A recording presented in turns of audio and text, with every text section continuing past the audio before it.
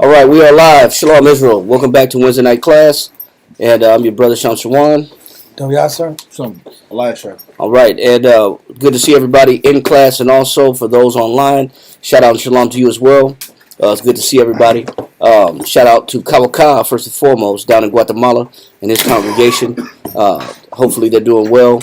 And shout out and shalom to our brothers in Houston, Stream of Wisdom in Houston, Texas, Rochester, New York, and also Norfolk, Virginia.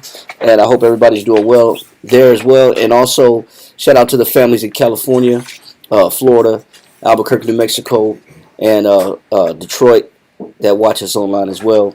Good to see everybody. And the title of the class, if we got pen and paper, the title of the class is called The Trust That Makes Things Permanent. The Trust That Makes Things Permanent. All right, so you kind of got an idea about what it's about. Obviously, it's about trust. But there's key ingredients to trust that must be looked at to make sure that that trust is developed and that trust is matured and nurtured. And so we're going to discuss some of those key ingredients. But before we get started, shalom, brothers and sisters online.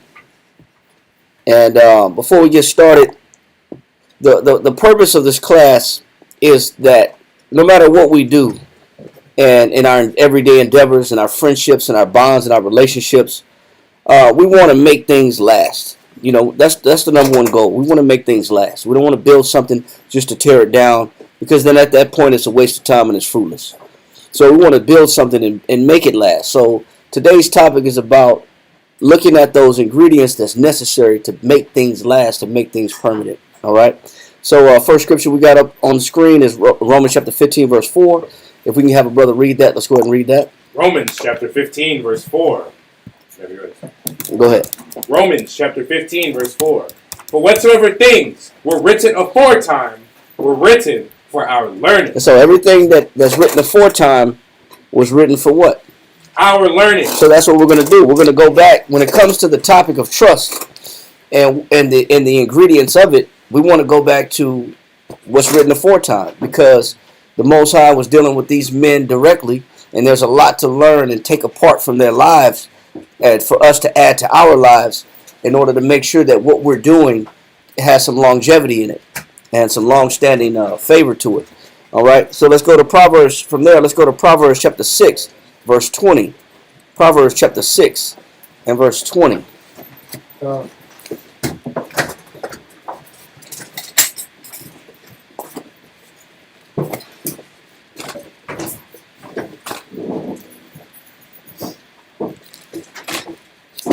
We're going to go to Proverbs chapter 6, verse 20. Next, brother. Yes, sir. Proverbs 6 and 20. Mm-hmm. My son, keep thy father's commandments. He said, my son, keep thy father's what? Keep thy father's commandments. So he says, my son, keep thy father's commandments. So as we go back, like the scripture said, all things written aforetime was written for our learning. We go back and look at like a father is talking to who? A son. So that's how we want to read this Bible, like we're getting direct instruction from the Most High or from our Father. He says, my son, do what? Keep thy father's commandments. Read on. And forsake not the law of thy mother. Go ahead. Bind them continually upon thine heart, and tie them about thy neck. He said you're supposed to wear these commandments like a chain. He says you're supposed to take these commandments and put them on your neck like a necklace, like a chain. Something honorable. Read on. Verse 22. When thou goest, it shall lead thee. He says when you go, it shall lead you in everything that you do. In everything you touch. It shall guide you in everything that you build. Read on. When thou sleepest, it shall keep thee. And it shall preserve you. Read on. And when thou awakest, it shall talk with thee. It says, so these commandments should be frequenting our minds and our lifestyles to where we're using these commandments like what? Read on. Verse 23. For the commandment is a lamp. So the commandments is like a guiding light. It's a guiding light to everything that we do. It's a guiding light to everything we touch. It's a guiding light to everything we build. All right? So let's go to last one on this point, Proverbs 10 and 1. ahead. Yeah, you can read it. Just flipping forward, Proverbs 10 and 1. Yeah, hold on 1 second. Let me change something real quick.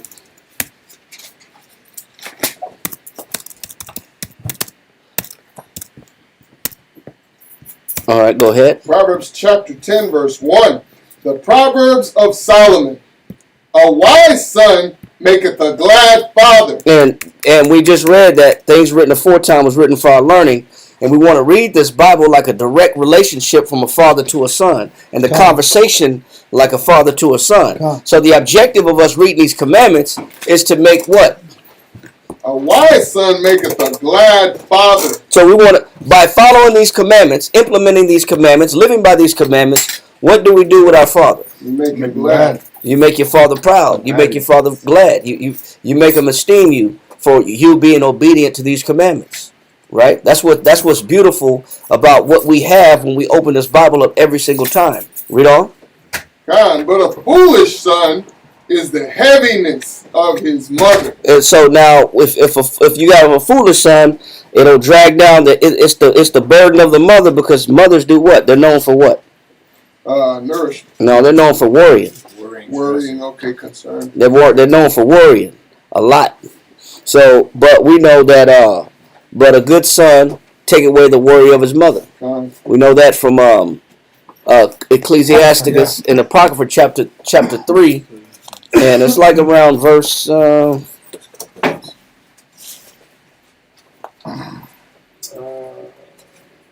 verse 6. Read that. Ecclesiasticus chapter 3 and verse 6. He that honoreth his father shall have a long life. Go ahead. And he that is obedient unto the Lord shall be a comfort to his mother. Go ahead. He said no. He said is obedient to the Lord shall be a comfort to who? To his mother. Because his mother doesn't have to do what? Worry about your mother ain't got to worry about you. Because she knows that you're obedient to the commandments. So it takes away that worry off of a mother's mind when she knows that the son is steered in the right direction. And it also makes the father proud. So that's what we're going to try to do today, is pick up everything that we can from this particular topic and treat it like a father to a son. All right? So let's go to 1 Kings chapter 2, whoever got it. Let's go to 1 Kings chapter 2, verse 1, because we want to keep kind of tying in this father-son dynamic that we're reading about from the beginning. And what better father-son than going to King David and Solomon? What better father-son duo than these two right here? Let's go 1 Kings chapter 2, and we're going to read 1 through 4. Come. 1 Kings chapter 2 and verse 1 reads, Now the days of David drew nigh that he should die. And he charged Solomon his son, saying, I go the way of all the earth. Be thou strong, therefore, and show thyself a man. He said, show thyself a what? A man. He said, show thyself as a man. He said, be a man. One definition, well, two definitions of man is a champion. He said, be a champion, man. Be a champion. Also, another definition of man is a husband or a steward. He said, so be a husband, be a good husband, be a champion. What a champion, you want to be great at what you do. Yep. Read on. Come. Verse 3, and keep the charge of the Lord thy power to walk in his ways. Go ahead. He said, keep his statutes. He said, make sure that you're keeping the Most High statute. Just like we read in Proverbs previously about making sure we maintain the tenets of our Father. Read on. To keep his statutes and his and his commandments and his judgments and his testimonies, as it is written in the law of Moses. Go ahead. That thou mayest prosper in all that thou doest. He said, and if you follow these commandments, he says you'll prosper in everything that you do. That's that fatherly advice on how to be a man, or what works in life as a man. Okay. Listen, if you follow these things, what you touch and what you do in your life, Be successful. You'll be successful. It'll work for you. It'll prosper. So he's giving sound advice to Solomon, like a father to a son, giving him magnificent advice on how to sustain your life. Read on. Come.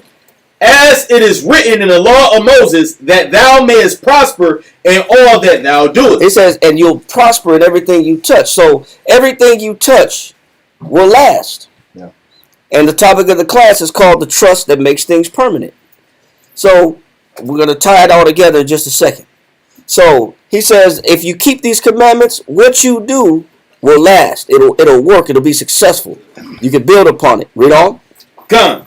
And whithersoever thou turnest thyself, that the Lord may continue his word, which he spake concerning me, saying, if thy children take heed to their way, to walk before me in truth, with all their heart, and with all their soul, there shall not fail thee, said he, a man on the throne of Israel. So David is encouraging Solomon and giving him the proof in the verses that the Most High used to guarantee success in all his endeavors. He's using the verses that the Most High quoted previously to ensure Solomon and give him confidence that you're moving in the right direction and everything you touch shall work for you.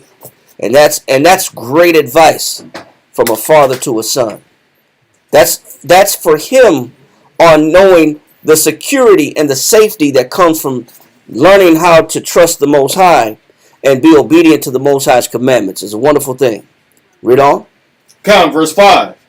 Moreover. Now, stop. Now, besides what he has to do to be obedient to the Most High in order to engage and sustain success, David is not leaving him with just the Bible. He's not leaving him with just the wisdom and commandments of the Most High or the commandments and statutes. He's giving him more than just the commandments that the Most High gives us. He's saying put all your trust in the commandments. Do that without a shadow of a doubt. And don't at all turn to the left or to the right. He says, but moreover, meaning I'm going to add something on top of what I'm telling you as far as what else you have to do to be successful. There's something that you have to do also. He says, moreover, read. Moreover, thou knowest also what Joab, the son of Zeruiah, did to me. Stop. Why is he going in this direction? Something's tied in. Oh, That's cool. No, we're asking questions, so we want people to. We want to open it up so that we can kind of explore this idea. He went into the commandments like a father passes down wisdom, knowledge, and understanding to a son. Gave him sound advice. Told him don't deviate. Now he says, moreover, he's adding something on top of that. And so you said what? He's teaching him about judgment. He's teaching him about judgment. A life experience and what you can teach him from. All right. He's reminding him who not to trust. Say it again. He's reminding him who not to trust. Because what's the topic of the class? Trust that makes things permanent. Trust that makes things permanent. The title of the class is called The Trust That Makes Things Permanent. So right after telling him these commandments, keep the commandments, follow the Most High. Now he's giving him additional advice. He said, moreover, what were you going to say? somewhat what Nagaha said, but I guess just preparing him for a more worldly lesson. Yeah. But I don't know the full story, but something that happened between him and the king, or be it positive or negative. Yeah. I don't know the story. Okay. What happened with That's when he killed his son, right? I told him not to. Yeah. the son. Yeah. And no worries, because we're going to read it. All right. What you going to say, sis? So also like kind of the vein that everyone was just saying, just an example of what not to do, the negative.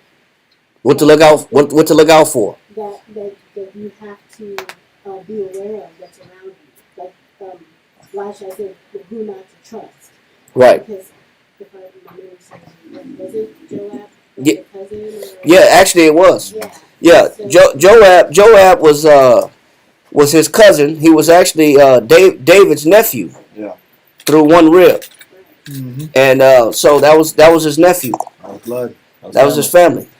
So, I just want to add on to it.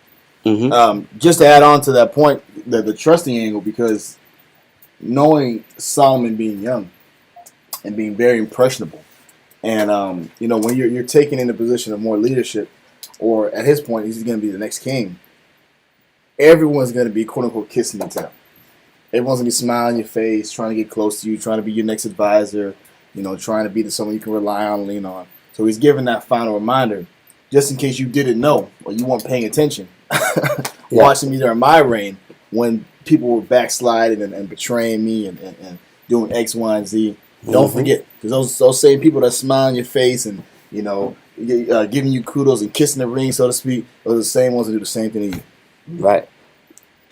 Right. It's like when you get in this position, son, keep a clear head. Yep. Keep a clear mind, perspective. Don't forget this. What he's showing him is, after he told him to be loyal and dedicated to the commandments and not deviate, somebody's phone is on, and not deviate, he's showing him next in line is about what relationships to have. Yep. Because that's something you're not going to get away from. You got to know who to connect with. That's true. You got to know who to bond with. And you have to know the attributes of those that you do bond with. Yeah. So you have to look deeper into the people. So now after giving him sound advice strictly from the commandments, stick with the commandments, now he says, moreover, hey, I got some more advice on top of this. I want you to watch out for people. Watch this guy. Yeah. Watch this guy, Joab. But he says, read that at verse 5 again. Come. Moreover, thou knowest also what Joab the son of Zeruiah did to me, and what he did to the two captains of the host of Israel, unto Abner the son of Ner, and unto Amasa the son of Jether, whom he slew. Okay, so we know what he did. Read on. And shed the blood of war in peace, and put the blood of war upon his girdle that was about his loins, and in his shoes that were on his feet. Read on. Do therefore according to thy wisdom, and let not his hoar head go down to the grave in peace. Read down to verse 9. Come, verse 9. Keep reading. Okay, keep reading. Come. But show kindness unto the sons of Barzillai, the Gileadite, and let them be of those that eat at thy table. For so they came to me when I fled because of Absalom thy brother. And behold, thou hast with thee Shimei the son of Gera, a Benjamite of Barum, which cursed me with a grievous curse in the day when I went to Ammonai. But he came down to meet me at Jordan, and I swear to him by the Lord, saying, I will not put thee to death with the sword. But now therefore hold him not guiltless, for thou art a wise man, and knowest what thou oughtest to do unto him, but his hoar head bring thou down to the grave with blood. So David gave him some solid advice on personalities. Now, if you notice, and this is a question I'm asking anybody, what are two major factors that are standing out? If they stand out to you, if not, we're going to go into it anyway. That stand out, that identify the nature of the relationships.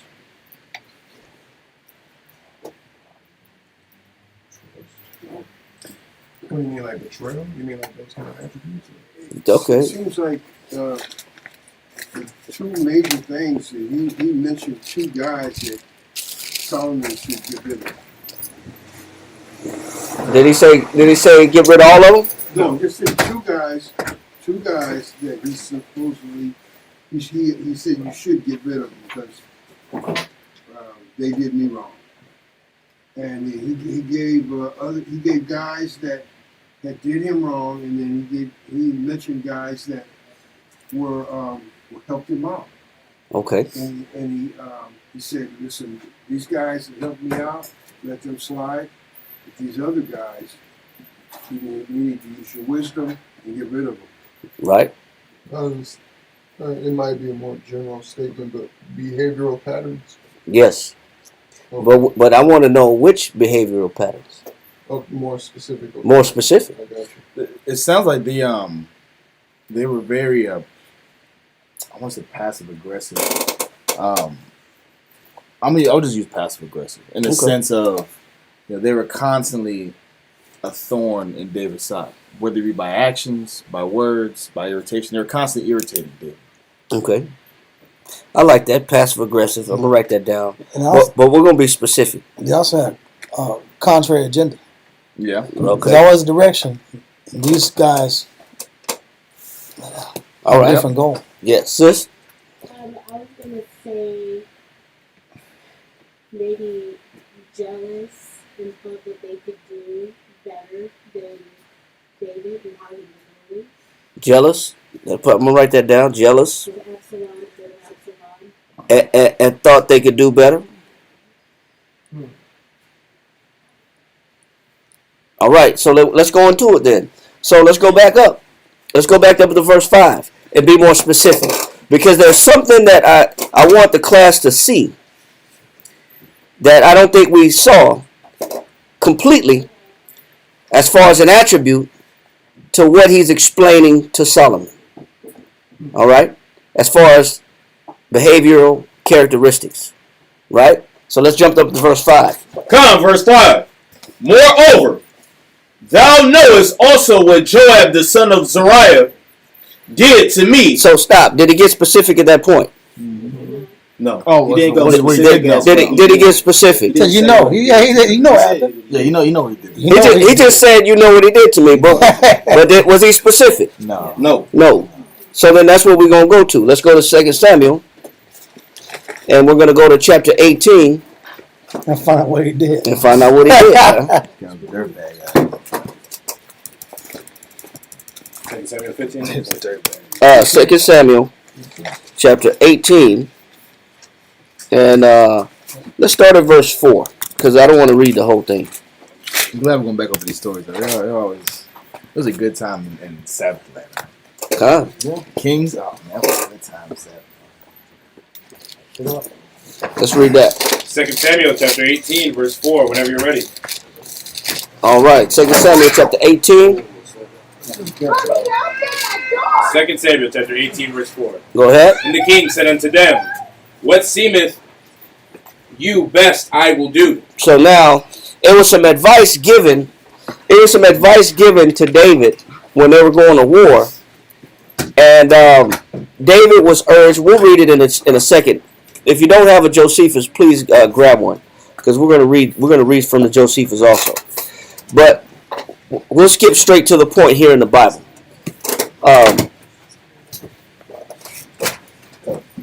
Get everybody get a chance to get the Josephus.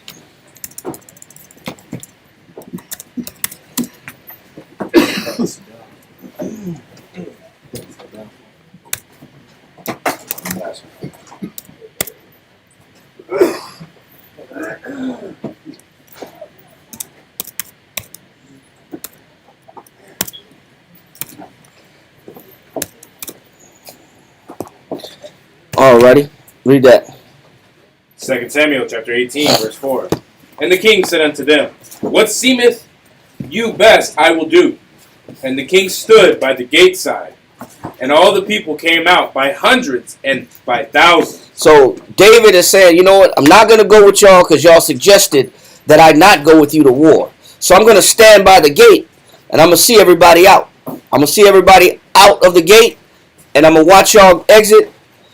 It says, but that's as far as I'll go. Read on. And the king commanded Joab and Abishai and Ittai, saying, deal gently for my sake. He said what? Deal gently for my sake. David told Joab this directly. He said, deal what? Deal gently for my sake. He says, deal gently for my sake. For me. Read on.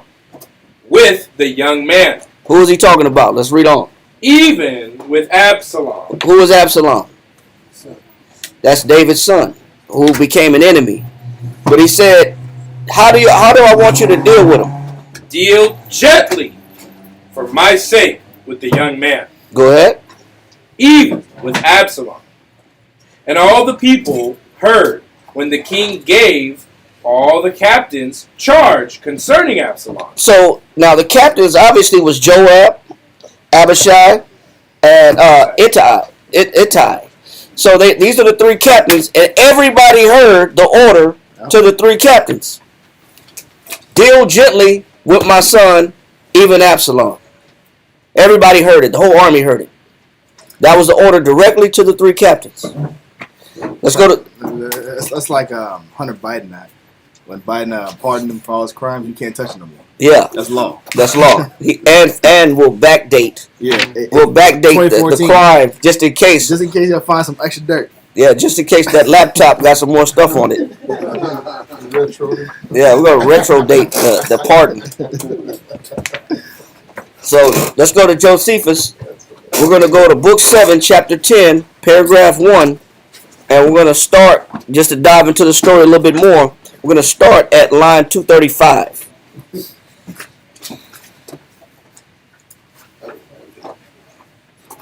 It's on page 198.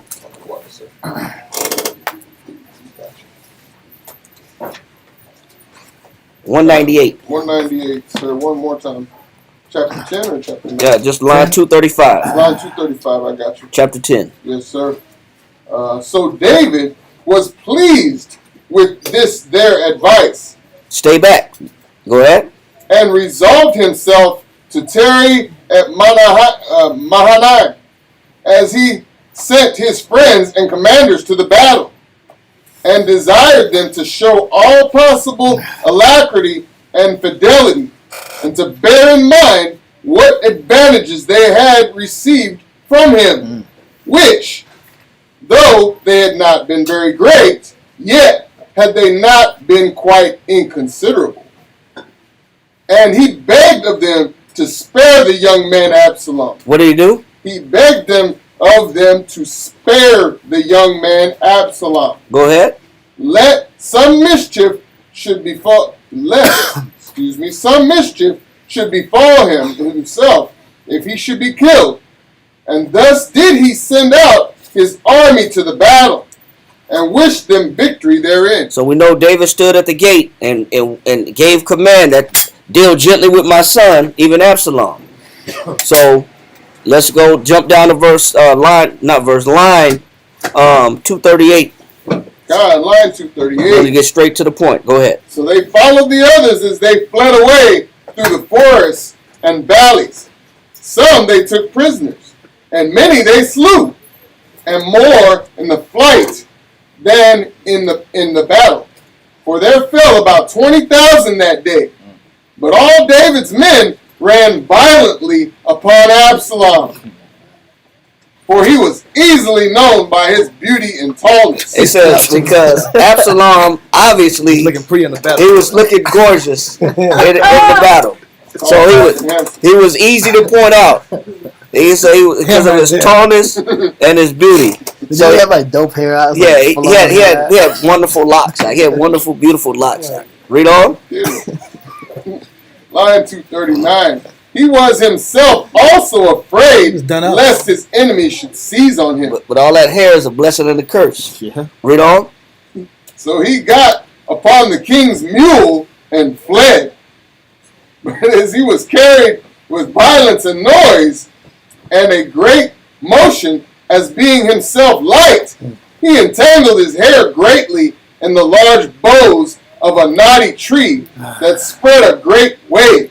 Wow. And there he hung. And so he got his hair. Obviously, all that beautiful hair didn't come in handy because he went under a tree and got stuck in the tree. That man stuff. Yeah. Because older men in the battlefield knows better. You can't have too much excess. Yeah. You can't be decked out like and beautified. Yeah, I get wearing nice apparel for war, but he was out of the spirit. Huh? Yeah, you watch these football players get tackled by their hair. They got them dreadlocks. Yeah. And their whole neck be turning back. And when you ask yourself why you got these dreadlocks sticking out the helmet? Yes. That's why. And then you got people yanking you from behind and down and breaking your neck. And then it's dreadlocks on the field, on the football field. But people got to learn. Yeah. So obviously he didn't know no better. So he got stuck in the tree hanging. Go ahead. And there he hung after a surprising manner. And as for the beast, it went on farther. So he was stuck dangling by the hair. Read. And that swiftly, as if his master had been still upon his back. So what a sight to see. But he hanging in the air upon the bows and was taken by his enemies. Now, when one of David's soldiers saw this, he informed Joab of it. And when the general said that if he had shot at and killed Absalom, he would have given him 50 shekels. So he said, listen, man, why are you telling me that you saw Absalom? I would have paid you if you would have killed him. That's crazy. I would have paid you for that. Read on. That's kind of wild, isn't it? Yeah, it is. That's sneak stuff. It's, so this is why we got this. That's what we got to figure out. What is this? Hey, man. We know he was told at the gate, deal gently with my son, Absalom. That's like in sports. I say it's illegal to do it, but they were paying athletes extra money to hurt injured quarterbacks. You talking about the coach for Peyton. Patriots. No, Saints. New Orleans Saints. Yeah, he got Peyton. Sean Payton. Yeah. Sean Payton got busted for giving bounties, Take his knee out. paying bounties to injure players. You know, you take a knee out, that's an extra $500 bonus. So he was giving bonuses for injuries. Yeah. It's dirty play. But this is what we're dealing with. Read on. He replied, I would not have killed my master's son. He said, man, listen, I wouldn't have done it. Read on. If thou wouldst have given me 1,000 shekels. He said, you could have paid me 1,000 shekels and I wouldn't have killed my master's son. Man. Read. If thou wouldst have given me 1,000 shekels, especially when he desired that the young man might be spared. He said, we all heard David tell us, and we all heard him tell you, generals, to spare Absalom. You know what's crazy? He said, I wouldn't have done it even if I didn't get that message. He said, before I heard the message, I still wouldn't kill my master's son. Yeah. And now even more so, I was told not to do it. Why would I ever do that? Yeah. Man, that's crazy. He said, especially when he desired that the young man what? That desired that the young man might be spared. Go ahead. In the hearing of us all. He said, we all heard what David said. Everybody heard this. Everybody heard the order, deal gently with my son for my sake. Everybody heard it. Classic Israelite. Yeah. Not everybody I didn't hear it. Yeah, so we got to go back now. Let's go to 2 Samuel chapter 18. And we're going to pick up on verse 11. 2 Samuel chapter 18, verse 11. Let's read that. And Joab said unto the man that told him, and behold, thou sawest him, and why didst thou not smite him? He said, you saw him, but how come you didn't kill him? Read on. Yes, not smite him there to the ground. And I, so every man of Israel went up. Oh, I jumped pages. You're in 11. Read 11 again. What's 20? It says, and Joab said unto 18. the man that told him, 2 Samuel. and behold, thou sawest him. 18. And why didst thou not smite him there to the ground? He said, you saw him, how come you didn't kill him? To the ground. Read on. And I would have given thee 10 shekels of silver Go ahead. and a girl. He said, and a girl. You'd have I would have decked you out and put some money in your pocket. Yeah, go ahead. And the man said unto Joab, though I should receive 1,000 shekels of silver in mine hand, yet would I not put forth my hand against the king's son. He said, I would never kill my master's son. Go ahead. For in our hearing. So everybody heard, don't kill Absalom. Deal gently with him. Read on. For in our hearing, the king charged thee, and Abishai, and Ittai, saying, beware that none touch the young man Absalom. Otherwise, I should have wrought falsehood against mine own life. For there is no matter hid from the king. Read on. And thou thyself wouldest have set thyself against me. He said, you yourself, Joab, would have been an enemy against me if I would have done it. Read verse 14. Then said Joab, I may not tarry thus with thee. What does that mean? I can't trust you. I can't roll with it. I can't.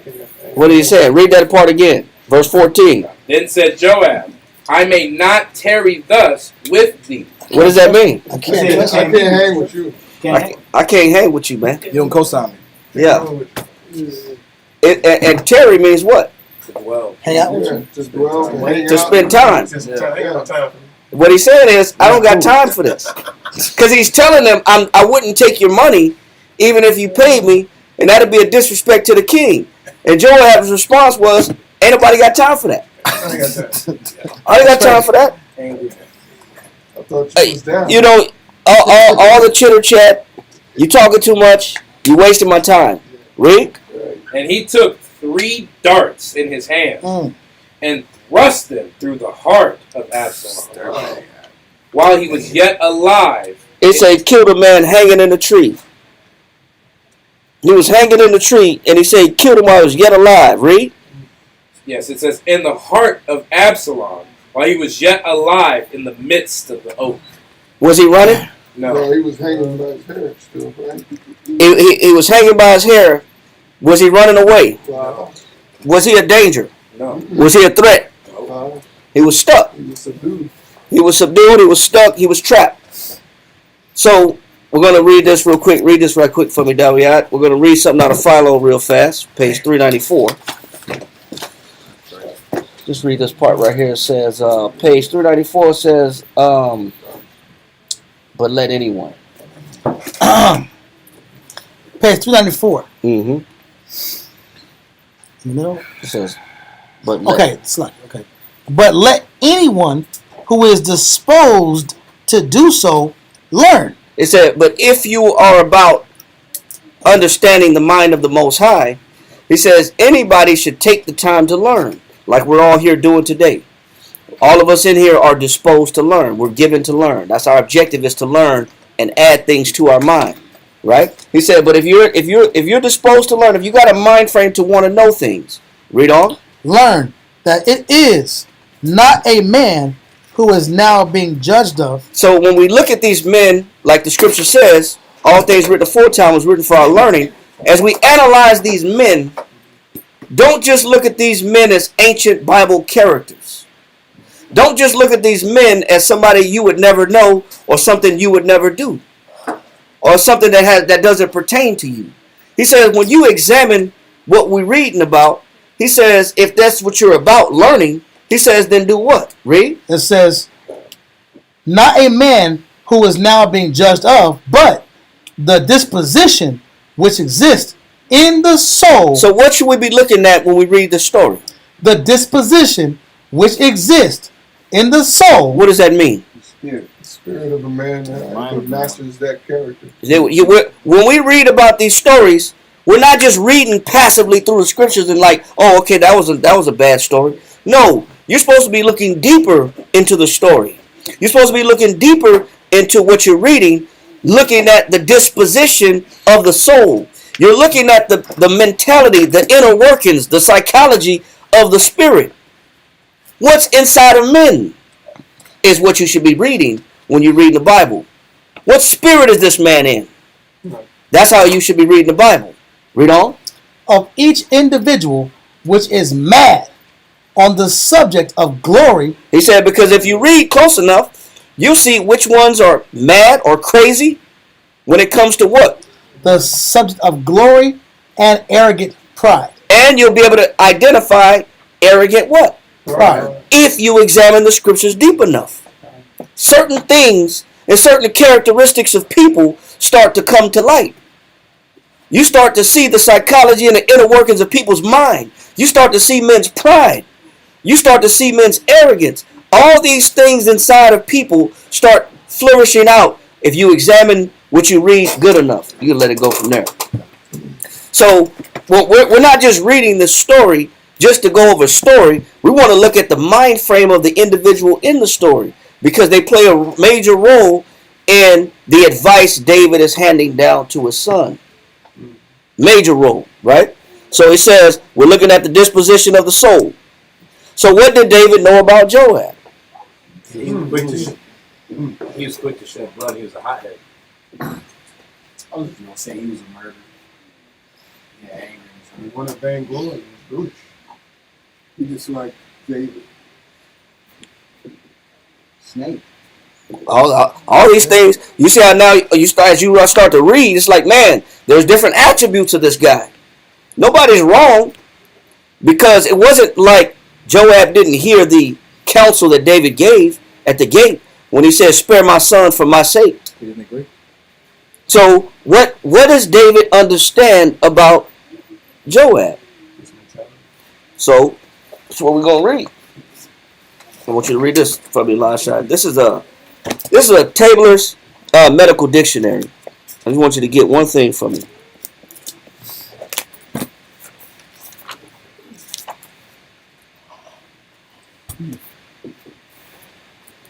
Read this for me and highlight it. Sympathy. What is it?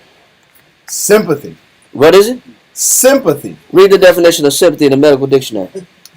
An effective reaction to, and like that of, another person. It says it's the effective reaction that is in likeness or comparison to another person. Read on. It may be imitative. It says it may be imitative. Meaning what is it? I mean, it's not really the real feeling, but the person can emulate or imitate or pretend Yeah. that feeling. Yeah. So he says it may be imitative. Go ahead. In which the reaction is like that of another person. It says which your reaction is like that of another person. So when you have sympathy, you're almost mirroring the other person's reaction. Okay. Right? Read. It says, is like that of another person as perceived or thought. I.e. weeping because another person is weeping. It says you cry because another person is what? Crying. What is that called? Sympathy. That's called sympathy. That's called sympathy. You cry because somebody else is crying. That it might not even be any hurt to you. Yeah. But simply because there's something that you see somebody going through, you're mirroring that same feeling. It says what else? Or reflective. Or it's reflective. You know, I can understand what you're going through. So man, you're hurting, and I can see it, and it's bothering me that you're hurting. Right? So let's go back and read. Let's pick up. We're gonna come right back to this point. It says or of another person as if yeah, keep going. Is reflective in which the reaction is like that of another person as his situation is understood. Feeling as another feels. It says feeling as another feels. Okay. So you feel like somebody else is feeling. Yes, sir. Why would that be empathy also? We're gonna get to He it. says, My question is, why would Joab do this of the reputation David had? And that was his, I don't understand why would he go against, and he know how fierce David was. That's what I'm trying to understand. Why is this? They're both fierce. Well, that's why we're having this topic, because we're going to examine what's inside of men. Remember, we're supposed to be looking at the disposition of the soul. Up to date. Yeah, so we got to look at what is in this man, and what we're seeing is that he's lacking something. yeah. He's lacking the ability to feel how other people feel. He's lacking that ability, right? So, let's go back and let's get Ecclesiasticus chapter 37 verse 12.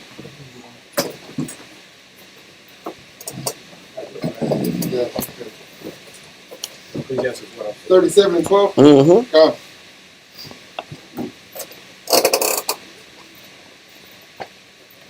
Ecclesiasticus chapter 37, verse 12.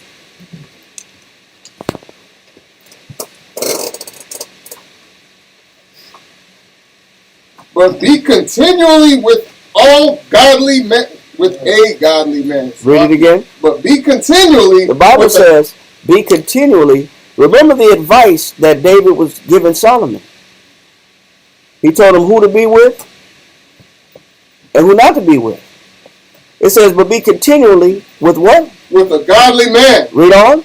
whom thou knowest to keep the commandments It of the says, Lord, you know he's about the commandments of the Most High. Read on. whose mind is according to thy mind. Wait a minute. What do you call that? Sympathy. It's somebody. It says you're supposed to put yourself with people that are aligned with the commandments, that are about following the commandments, but they share the same mentality as you. In what way in particular? Read. According to thy mind, and will sorrow with thee. It said they'll do what with you? Sorrow with thee. So who should you tie yourself with? Those that will sorrow with thee. What is that called? Sympathy. That's called sympathy. If what? If thou shalt miscarry. Which means to miscarry just means to lose.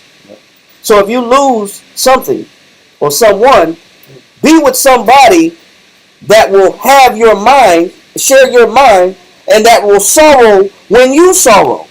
What is that telling us about who to choose to be with in life? Who to connect yourself with in life? Like-minded people. But there's something about these individuals that makes them different. It's the fact that they sorrow with you. And that's called sympathy.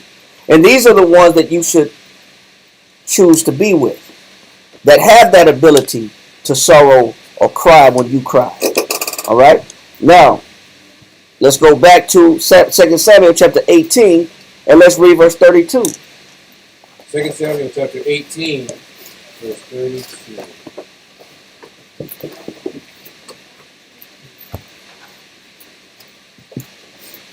Start at verse 31. 31? Okay. You're ready, sir. Ready. 2 Samuel chapter 18, verse 31. And behold, Cushai came, and Cushai said, Tidings, my lord the king, for the Lord of the Most High hath avenged thee this day of all them that rose up against thee. He said, we got good news. We avenged everybody that rose up against you. We got good news. That's what tidings are. Read on. And the king said unto Cushi, Is the young man Absalom safe? Where was David's mind at? His mind was on his son. He said, that's the first thing he said, man. Is my son Absalom safe? Is my son okay? Read on. And Cushi answered, The enemies of my lord the king, and all that rise against thee, do hurt thee. Do thee hurt. Read again. It's and Cushi answered, The enemies of my lord the king, and all that rise against thee to do thee hurt, be as that young man is. So what is he telling him? He did. He's gone. He's gone, man. He didn't want to tell him. He's not directly like telling them. He's not. Words. He's not trying to do it. Yeah. But think about the news that he got to bring. Read on. Verse 33. And the king was much moved. He said the king was what? Much moved. Damn right. Read on. And went up to the chamber over the gate and wept. And as he went, thus he said, Oh, my son Absalom. He's crying, man. He said, Oh, my son Absalom. He knows what happened to him by this point. This man's balling. Balling out of control. Read on. My son Absalom. With the Most High, I had died for thee. He said, man, if it was up to me, I would have died for you. Read on. Oh, Absalom, my son. Man, how many times you going to say it? Because he's hurting, man. He can't even get the words out. It's a very intense moment. It's a very intense moment when bad news comes to you. And so he's crying out, man. He said, I would have taken your place. I would have taken your place. Now, next week, because I don't think we're going to have time. Next week, I'm going to read something regarding a female researcher. Her name is Dr. Rustbalt. And she's pivotal in understanding relationships. And in relationships, she acknowledges the fact that you have to have trust, and it's necessary to have trust to build human communities. She says, when trust erodes, when there is no sympathy. So he's saying that trust, an essential part of trust, is sympathy. That's what builds trust. Those are the building blocks of trust, is sympathy. When you have the ability to mourn or sorrow, or at least be able to reflect somebody else's issues or pain. And she gets more specific. But we're going to talk about that a little bit later. But when I want you now to jump to chapter 19, and we're going to read verse 1. 2 Samuel chapter 19, verse 1. As it was told Joab, behold, the king weepeth and mourneth for Absalom. It said the king is crying and mourning for Absalom. Read. And the victory that day was turned to mourning unto all the people. For the people heard say that day how the king was grieved for his son. So even though it was a victory, it really wasn't a victory because David is sorrowful and is crying. Read on. Verse 3. And the people gat them by stealth that day into the city, as people being ashamed steal away when they flee in battle. Go ahead. But the king covered his face, and the king cried with a loud voice, Oh, my son Absalom! Oh, Absalom! My son! My son! So now this guy's telling Joab, man, the king is in a bad state. He's in a bad condition. He's just crying over and over, oh, Absalom! Oh, Absalom! Read. And Joab came into the house of the king, to the king, and said, Thou hast shamed this day the faces of all thy servants. You're embarrassing us. Do you hear this, man? There's no sympathy whatsoever. He said, you're embarrassing us. Take that monkey stuff off. Yeah. You're embarrassing us, man. He said, you're shaming us. This is a alien reaction. Yeah. To a loss of a child. Mm-hmm. You're embarrassing me? That's an alien reaction. It's not even natural. What is going on with this man? Now, let's get into what's very closely related to sympathy. Somebody said it earlier. Empathy. Yep. Because you got to understand the difference. There is a difference between the two.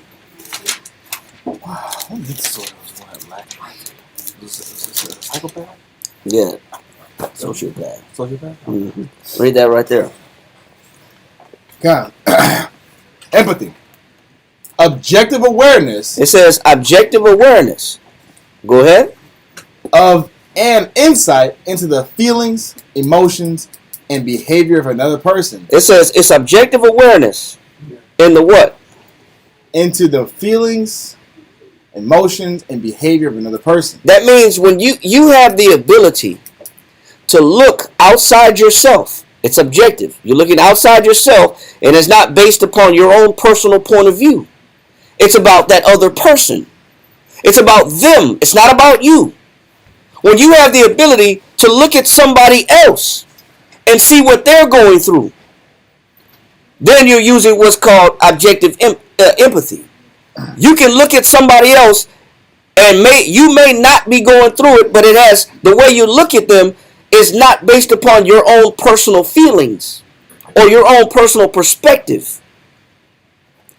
Read that one more time. Come. Empathy.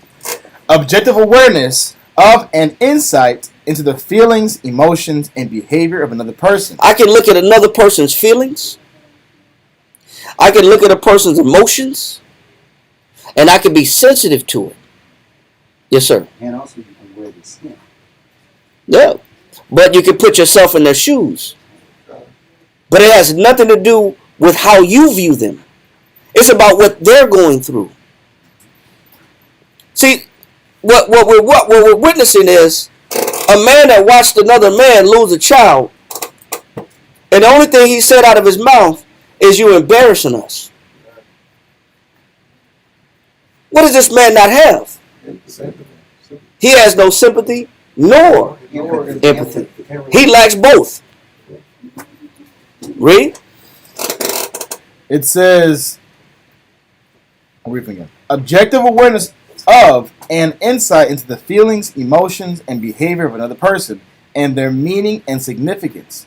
Not the same as sympathy, which is usually non-objective and non-critical. It says so, which is non-objective, which is basically, I'm viewing this person and I'll determine whether I should have sympathy for them or not. Yeah. It's based on my personal point of view. And based on what Joab is looking at, Joab doesn't have the ability to look at other people's pain. And this circumstance is showing that. This can't be the first time we act like this. No. Listen, he's acting like this with the king. How is he like with regular? How is he like with regular peers? If I can lack empathy or sympathy with the king, that means he also lack empathy or sympathy with anybody else included.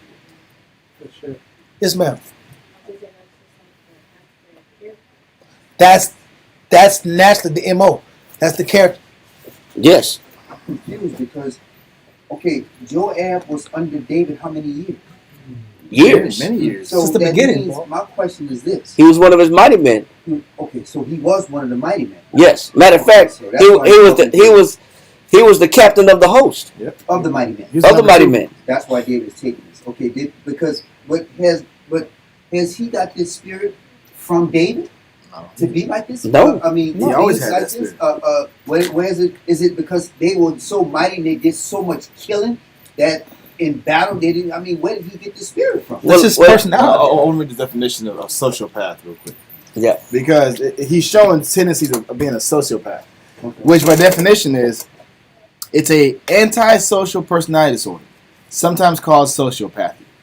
Is a mental health condition in which a person constantly shows no regard for right and wrong and ignores the rights and feelings of others. And they ignore the what? The rights and feelings of others. So what did David know about Joab? Social. But here's up. That also made him good in battle. Yeah. You understand? You understand? Cold-blood killers. Look. Mighty men did. Yeah, but you still have to have humanity with your people. Now, like we said, why would Joab do that? Let's read this right here. This is called All the Men of the Bible right here. All right. Read this right here. Joab was the first person to be thought of in Joab's mind. Read that again. This is the root of the spirit. The definition he has is showing the root of it. Joab was the first person to be thought of in Joab's mind. What does that mean? Selfish. Self-based, Doc. Extremely selfish. He's self-based, Doc. What? Why doesn't he possess sympathy nor empathy? Pride's in the way. Self-conceited. He's consumed with who? Himself. All he's consumed. Self-centered. He's self-centered. The Joab can only think about him. He's embarrassed. He's embarrassed. Yeah. Yes, sir. So is this why David said he would rather because I knew he knew his mighty men, he knew all the spirits in his mighty men. Is this why he said he would rather fall by his enemies than his own mighty men? Because he knew that He knew the spirit of these men. Yeah. And what spirit was on Joab? Same as usual. Me. Empathy. Yeah. Me. He couldn't look out. He couldn't look outside himself. As simple as that. Social killer or whatever. Or just deep. It's called. Sometimes it's called deep. In a regular term, it's called deep selfishness. Yeah. Because narcissistic tendencies or deep selfishness. Your best friend, or at least somebody you roll with for 30 years, 30 or 20, years. 30 years. Dang. Y'all killed together, Damn. survived together. Y'all live in the mud together. Y'all got out the mud together. Y'all live in caves together. Yep. He knows you. You know him. You see each other's kids get born. Yep. You seen your family from. You've held your nephew. It's not like you didn't hold his nephew. He was his nephew. Y'all related? Joab was David's nephew. Yeah. So he said the man who was what? Joab, a man who was over ambitious. He was what? Over ambitious. It's good to be ambitious, but there's something when you're over ambitious. When you're over ambitious, who are you concerned about? Yourself. You're concerned with yourself. That's called being cutthroat, right? Yeah, but you're careless about the concerns and the pain and suffering of other people. You have no desire to feel what they feel or put yourself in their shoes. You're calloused. And you're callous to the other person's pain and suffering. You don't feel anything when they go through pain and suffering. That's what made him great, but also that's what made him volatile. Yep. Yes, sir. No, I was gonna say that makes Joab and Absalom first cousins, right? Yes. They're all related. I can't say first cousins, but they were cousins. Yeah. He says, read on. Joab was the first person to be thought of in Joab's mind. His apparent devotion to David had one objective. It says his apparent devotion to David had what? One objective. What? Go ahead. Namely, that he himself should have first place. That who? Namely, that he himself should have first place. He loved self. He did what? He loved self. So, now, in a relationship, like I said, I'm going to talk about this next week. I don't want to bring it up because I just want to bring this out in the scripture first. In a relationship, when you have these tendencies, when you're involved with somebody in a relationship that doesn't possess sympathy nor empathy, there are certain characteristics that start to happen in a relationship. The first thing is said, and I'm going to go into this next week, you begin to trash your partner instead of cherishing your partner.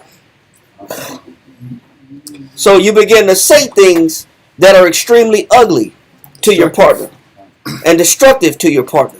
Come. Why? Because self is first. Because you can't see them. Yeah. Your concern is not how they feel. You're only concerned about who? How I you feel. affect me. Yes. So the first thing that happens, the first characteristic is you begin to trash your partner instead of cherishing your partner. So you devalue that individual.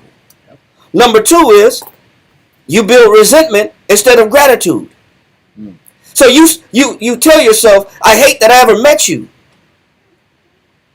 You begin to get disgusted with the individual that you room with. Because it's a burden to put you first when I'm first. Yes. It's a burden to consider you when I must first consider me. It's a burden to deal with your feelings and emotions and what your disposition is, your issues, because I want to ruminate on my issues. Yep. My issues come first. My issues are problem. I can't have both and say I can't do both. You're a burden now. That's where this also. That's the root of the last sentence. Number three, you no longer sacrifice for the relationship. That means you don't want to lose in the relationship anymore. Yep. When you start to lack sympathy and empathy for your partner. Wow. You start to retract the ability to want to invest. You don't want to really invest anymore. You don't want to really lose anymore. Losing becomes a burden to you. Yep. This is what happens when you start to lose empathy. It's more loss than gain. Exactly. Number four, Is that right? you begin to diminish investment. Yeah. You stop investing into this The person. pace change. What am I getting out of this? One of the major terms, and that Abadiah said, was the notion that I could do better. Yeah. Yep. That I could do better. So And that's one of the major mind frames. That's one of the major thought processes that drives the lack of empathy, is that I can do better. Yep. Yep. So I begin to diminish investment. And then number five, escalating conflicts become the abundant state of the relationship. So you're saying that it's no longer this steady journey. It's just an intensification. It's not about me and you anymore. It's not about us making it through whatever we got to make it through. It's not about us, walking through this path, and no matter what happens, I'm with you, you with me. That's the spirit of the relationship. No, the nature of the relationship that is all that's left when empathy and sympathy are removed out of the relationship is escalated arguments. So now all we do is what? Fight.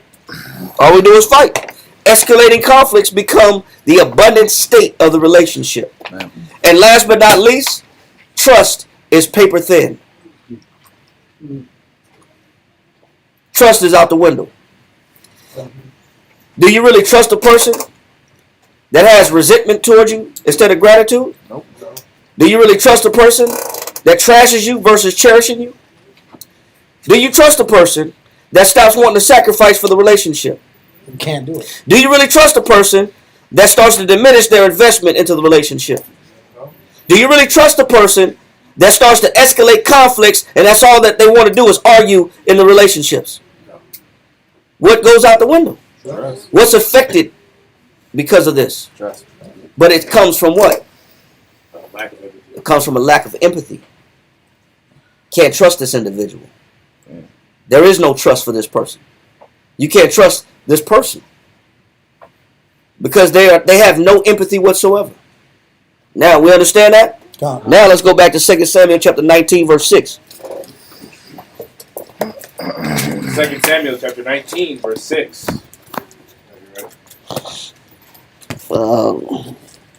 Let's get that. 2 Samuel chapter 19, verse 6. It says, "In that thou lovest thine enemies." He said, so not only did he say, you embarrassing us. Man, come on, man. What kind of guy is this? You sided with the opposite. You ain't with us. Wow. You ain't for us. You don't love us. You didn't want us to win. He says, not only did he say, you embarrassing us, you ashamed to us, but what? He says, "In that thou lovest thine enemies." He said, you love thy enemies. You love them more than you You're love talking us. crazy now. This is his son. What is important to this guy? Himself. That's all he cared about is himself. That's why his concern is to David, you don't love us. Not that you just lost a son, but you don't love us. That's a crazy conversation. Read on. "And hatest thy friend." And you hate your friend. We're the ones that's your friends. Everything we do because we're your friends. But you hate your friends and you love your enemies. You got it all backwards. This is his form of empathy? Is that empathy? It's not empathy. That's the worst thing to say at this moment.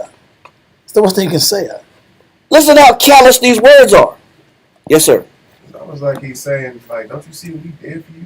You don't see all the hard work that we did for you. That's exactly what he's saying. Right. All he can see is his sacrifices. Right. He's not looking at somebody else's losses. It shows that he. It's one-sided in the relationship. One-sided perspective. Yes, it's. I was going to say, he also not only is he only thinking about himself, he cares nothing about David, but he also didn't care anything about Absalom. His own cousin. Nothing. He didn't care about his own cousin. Read on. He says, "For thou hast declared this day that thou regardest neither princes nor servants." He said, you don't care about princes, leaders. You don't care about leadership. You don't value leadership. And you don't value servants. You don't value people following you. That's an extreme statement, though.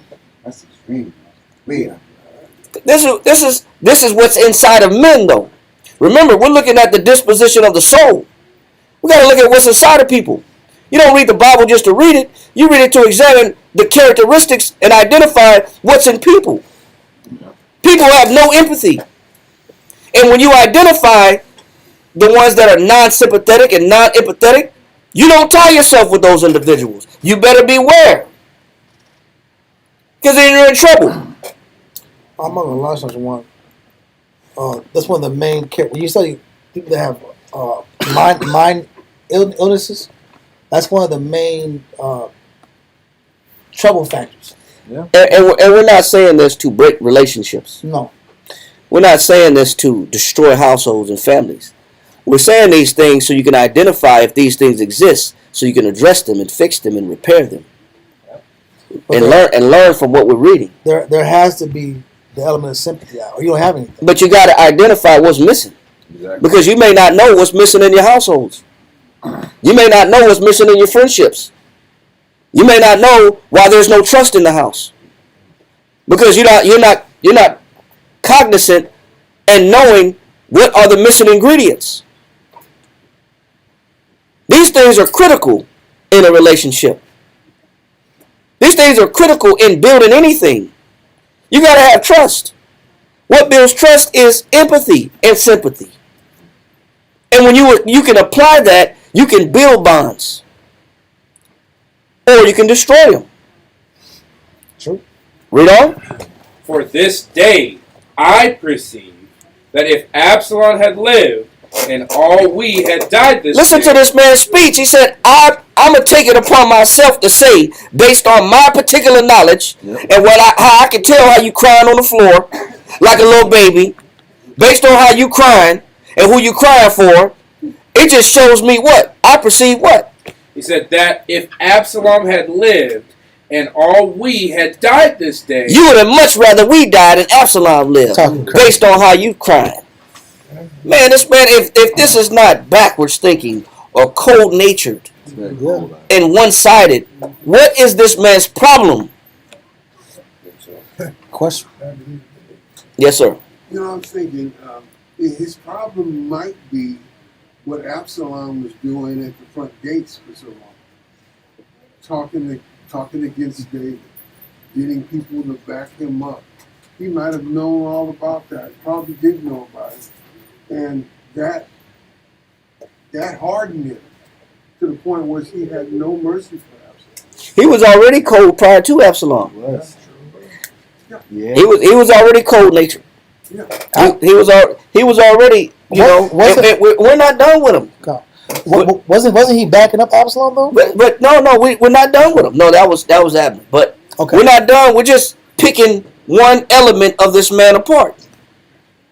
We're not done yet. But we're just examining what's in this man. We're taking our time, chopping this man up, dicing this man up, and looking at all the ingredients in this man. Yep. Because this is what's in people. Male and female can be non-objective when it comes to empathy. So he says, I perceive that if Absalom had lived, go ahead. And all we had died this day, then it had pleased thee well. You would have been more happy to watch us die. What kind of Crazy crap is this talk. man saying? You have no feeling whatsoever towards the loss of this man and what he's going through. You are completely ice cold to the experiences of this individual. That's your uncle. And you killed his son, your cousin, and you cold with it. And you saying you would have been more happy if I would have died. So, yes, sir. I don't say, how does he know that? Is he not really just jumping to a ridiculous conclusion right here, too? Yeah, Ecclesiastes 29 and 14.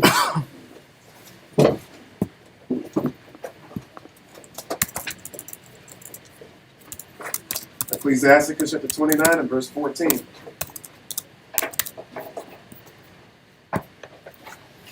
Read that. An honest man. It said what? An honest man It said an honest man do what?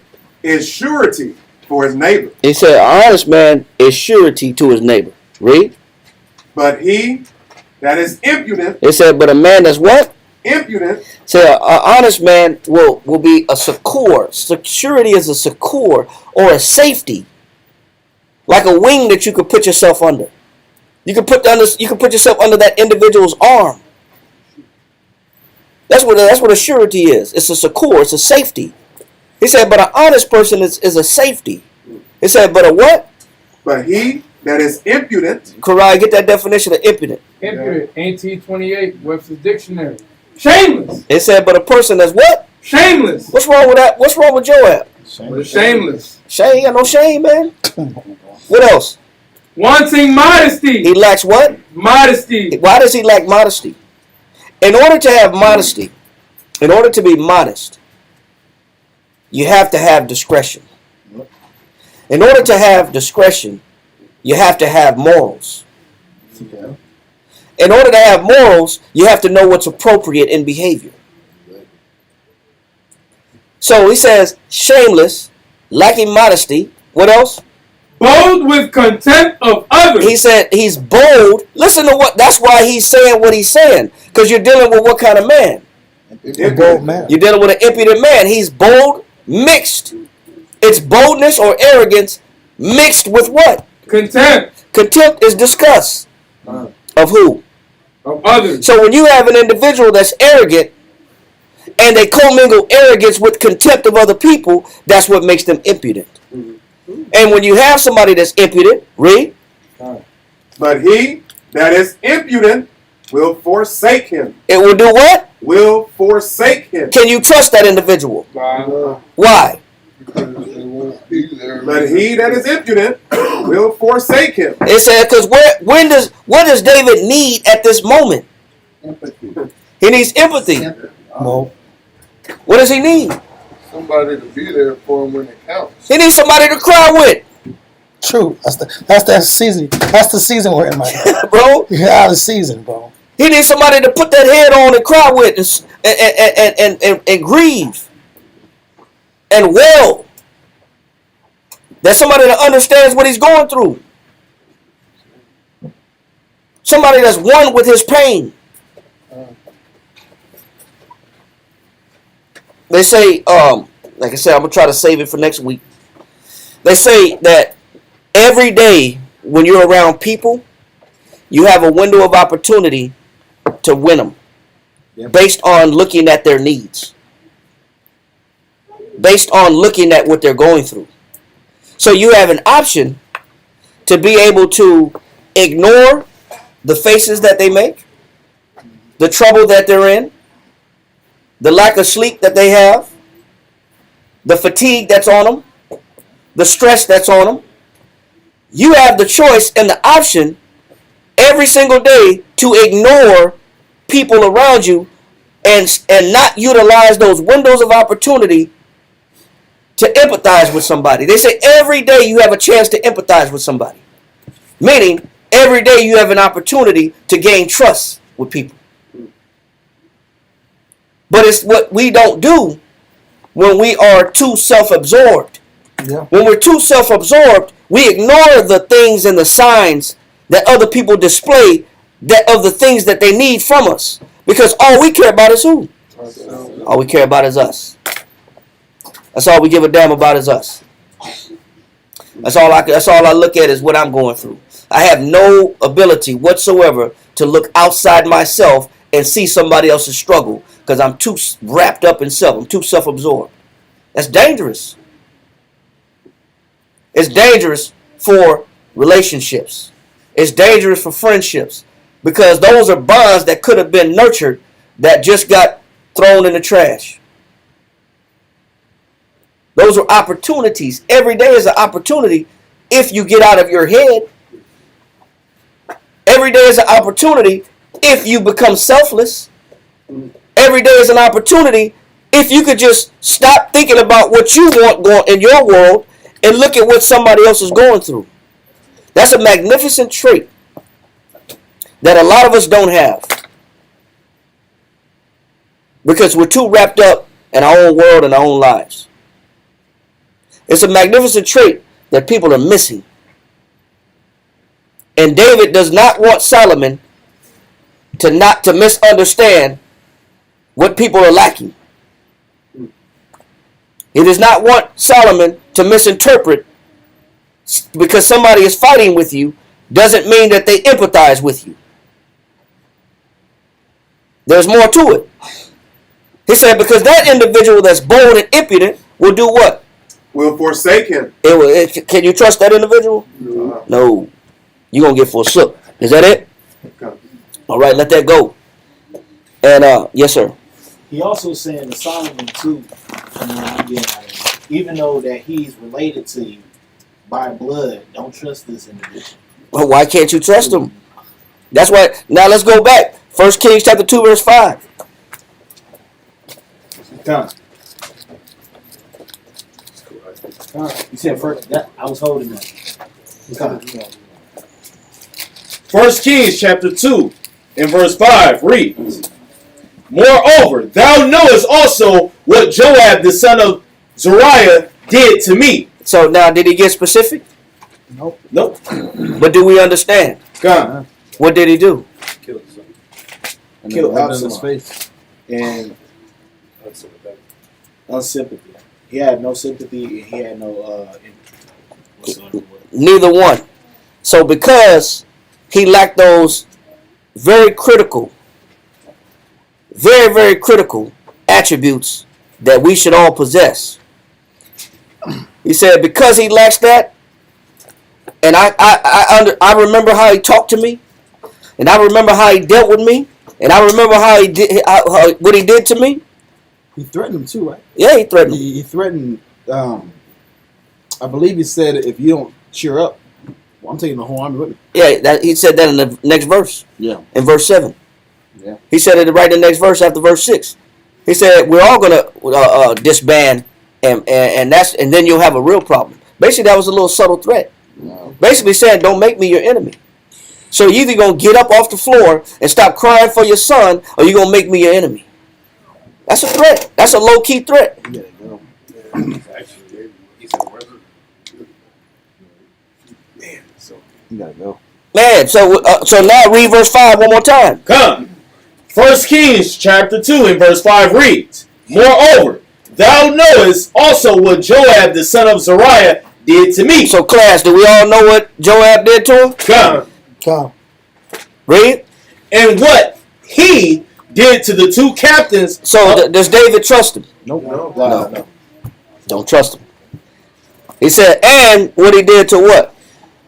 Did to the two captains of the host of Israel, unto Abner the son of Ner, and unto Amasa the son of Jether, whom he slew, and shed the blood of war in peace. So let's go to Proverbs chapter 16, and I want you to read verse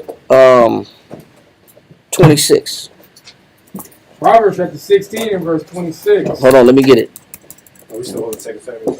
Yes, sir.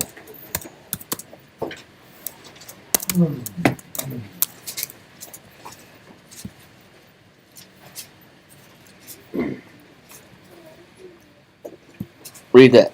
Right. Proverbs chapter 16 verse 26. He that laboreth for himself. It said what? He that laboreth for himself. One thing you got to know about people, not everybody is in it for who? For other people. One thing you got to know about people is some men labor, but they labor for who? For himself. They labor for themselves. But you wouldn't know that. So what's some of the telltale signs that you could use to help you understand if somebody is laboring for you or they have you in mind? Are they sympathetic to your situation? Are they empathetic Or empathetic? to your situations? And when a person lacks empathy, man, that's a sign that, man, hey, maybe this person is in it for them Mark this and down. them only. Read. Right. He that laboreth for himself. For his mouth craveth it of him. It said because everybody's passion is different. Everybody's motivation is different. You don't know what everybody's craving is. And that's something that's undetermined when you meet people. That's something that's undetermined when you associate with people. That's something that's undetermined when you collaborate with people. You don't know what their crave is. Their crave may not be your crave. True. They might be in it for themselves and not have you in mind. Get the second definition of crave. I'm talking about this one here. It says, crave, 1828, Webster's Dictionary. It says, to call for as a gratification. Is everybody's gratification the same? No. What is gratification? Let's break that down just a little bit. What is gratification? Gratification. It says, the act of pleasing. So either the act of pleasing. What else? Either the mind, the taste, or the appetite. Stop. Is everybody's appetite the same? No. Does everybody want the same thing? Does everybody get a kick out of the same thing? Nope. Do everybody care about the same thing? Nope. Does everybody want the same thing? Nope. No? No, they don't. No, they don't. Some very basic. I don't mean to cause contention, but there are some things that are quite. What's the word? Like everyone in the room wants a good life. Let's put it that way. What's a good life to some people? Some people good life some different. Because some people a good life is me. Like everyone. Okay, so why go? No, they don't. No, they don't. Not everybody fantasizes about money. Some do. Some all they talk about is money. But that's their crave. Not everybody's crave is the same. Some people want time. But who wants no money? Somebody wants freedom. Some people value freedom more than money. Freedom's worth more money. Who wants more money? Tell me. How about we speak for yourself? Okay. Because you know what you want. Okay. And it'll be in due time. If you pay attention enough, you'll be able to see what other people crave too. Because it's not always that everybody's in the same mind frame. I understand that. I was saying just like basic. Yeah, there's a basic, but we're not talking about basics.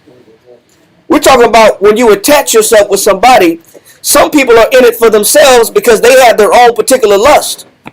Mm-hmm. Some people are in it for themselves because they want something in particular from you, and they're not in the idea of investing into you. They could be in the mind frame of taking from you. Mm-hmm. Right. This is why David is having to have this conversation, because otherwise he would say just accept everybody. Otherwise he wouldn't be forewarning his son about the attributes of particular men. Which men to put close to you, and which one to put out of your kingdom and exterminate. He wouldn't be having this conversation if everybody wanted the same thing. Obviously, he identified something in certain particular men that is unbecoming of a friend of his son. It's called discretion. Right. He's teaching his son discretion. Yeah. Seeing finer distinctions. You're able to see things that are not commonly seen. Yeah. Beyond surface. There's surface. But people want surface. I just want to breathe air. I just want to eat food. I want to have a good time. Right. We go to a party. They always want to have a good time. You know, until they get drunk. If you watch, go to YouTube. It's for anybody. Write this down. Go to YouTube. It's a channel called Invisible People, and it's a guy who was a drug addict who started filming homeless drug addicts. And this is back when YouTube first came out, and you could only record for 10 minutes.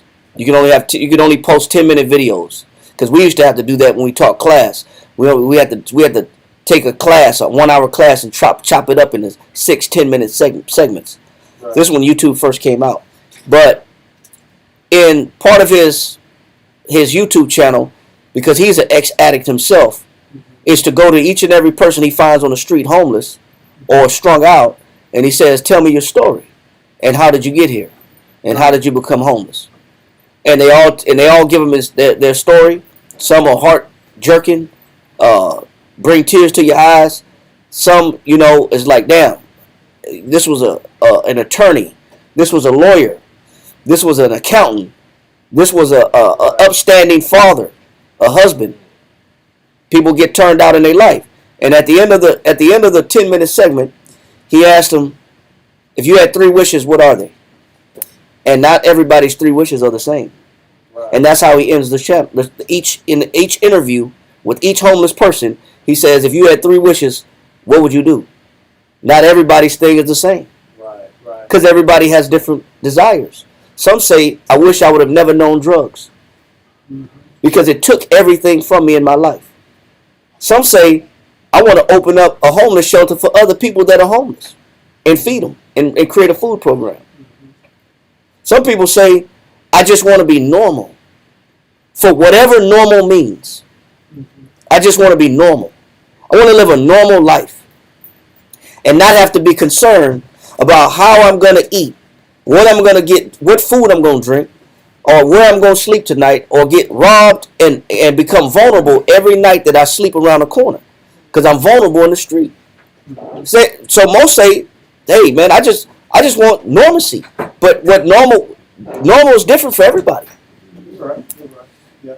So I highly recommend that, so you can see the diversity of desires that people possess. It's not as general as it may seem. It's not as common as it may seem. When you understand people that are struggling and you ask them if they had a chance to change something, what would they change? It's never the same. It's always different. Some say, man, I wish I could just get my mother back and my father back. Some say, I wish I could get my children. Some say, I just want to hold my wife's hand. That's it. Just hold her hand. I miss holding her hand. Yes, sis. I want to say some people, when you can use the same example as a job, you could get 5 people that have the same job, and the gratification for that job is different. It's all different. Because you're looking at the rewards. Everybody has different rewards. Because my rewards is based upon my particular appetite. That's why we read the verse. Read the verse again one more time. Proverbs chapter 16, verse 26. Proverbs chapter 16 and verse 26. He that laboreth for himself. Is everybody labor for everybody else? No. Everybody ain't working for everybody else. Only in a camp environment. That's why what we do is special. Because we're selfless in our endeavors. We didn't build what we do and the companies that we possess to pay our own individual bills. And the higher you go up the chain of command, the later you get paid, if there's any pay left. And a lot of times the men that do the work that we do, that initially started off doing what we do for the businesses that we have, didn't get paid at all. There was no paychecks at all. There was no pay. You did this completely for free for the church. You did it completely for free for the body. Whether it was for building a school, building a brother's house, or endeavors to create some type of revenue to go on a trip, go to Passover. Everything was done purely out of charity. 100% charity. Is everybody in it for charity now? No. Is everybody doing this for the same reason? No. No, they're not. Not even in here. Everybody's intention and everybody's lust and everybody's gratification is not the same. Not even in here. But it should be, because we're doing it for Christ. Hold on, let's get that definition one more time. Read that verse one more time. He that laboreth for himself, for his mouth craveth it. It says because every man's mouth got a different crave. That's true. Every man don't like the same thing, don't like the same drink, don't like the same Kool-Aid. Don't like the same drink. No, man. True. Hey, listen. As you get older, you start to distinguish what is trash and what is eloquence. Yeah. You start to get a taste for it. Man, I know hamburger helper like the back of my hand. Man. I know stroganoff out of a can. I know beef stroganoff out of a can. But I also know what filet mignon tastes like that's butterflied and pan-seared and well done with Cajun seasoning on it. I know that taste also. As you get older, you start to develop and acquire certain tastes. But not everybody have that taste. Some men like, Four Locos. Yeah. MD. And MD 2020. And some of us wouldn't even pour that in the grass. Wouldn't even waste money on it. But I'm joking. But my point is, not everybody's working for the same thing, because everybody's craving is different. Yep. Because sometimes people are here for different reasons.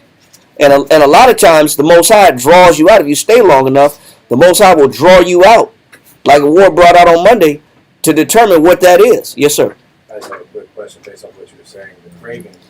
The cravings are different. Would you say the cravings are different or the cravings are based off of everybody's disposition, because everyone's cravings aren't the same, just like how everybody's disposition isn't the same? Right, and we're going to get into it.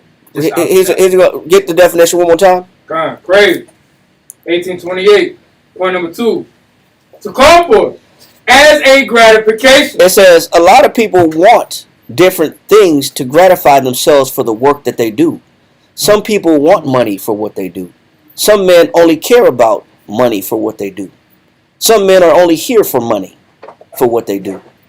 Some men's gratification is stronger than that and bigger than that. Some men are about the betterment and the benefits of their nation, of their people. Some people do it simply for the fact that I want my people to have something and I want to leave something behind so that the next person that needs this platform, like I needed this platform, like I came in at the brother's house, like I was sleeping in my car when I was going through relationship woes.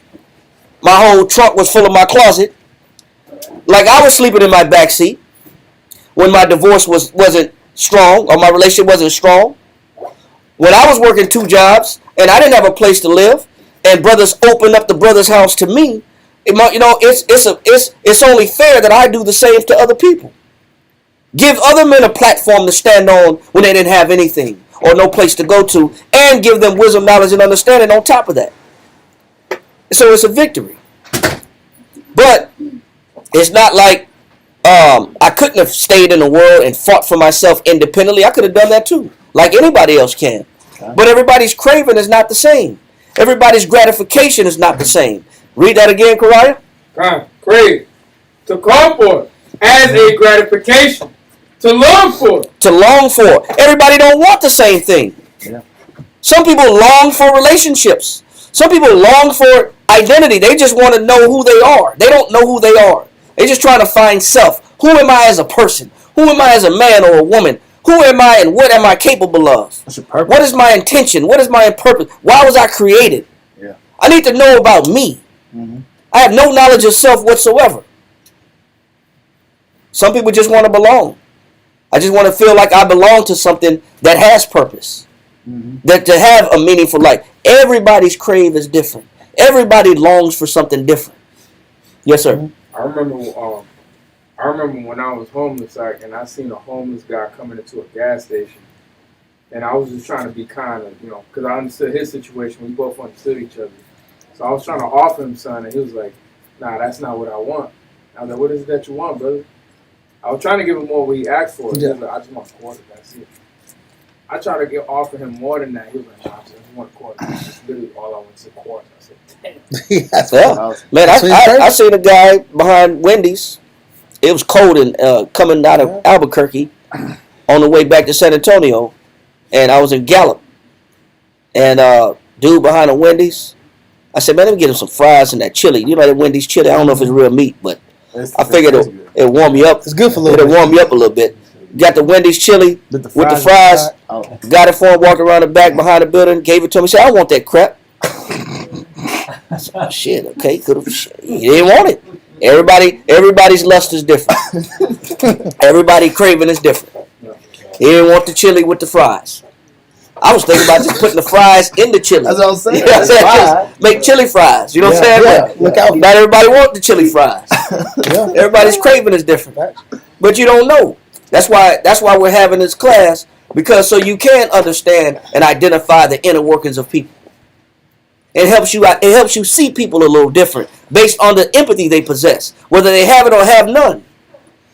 He said what they long for. What else? To long for, to require or demand. It says everybody requires something different. Everybody demands something different. You don't know. But one thing that you do know is those that have empathy and those that do not. That's one attribute that does stand out. Those that are self-absorbed, self-centered, only think about self, and those that think outside themselves and think about what benefits other people. That also stands out. And that's why David is having this conversation with Solomon. We understand that point? Is that it, Kariah? Yep. Yes, sir. All right, let that go in Proverbs chapter 16, verse 26. And let's go to 2 Samuel chapter 3, verse 26.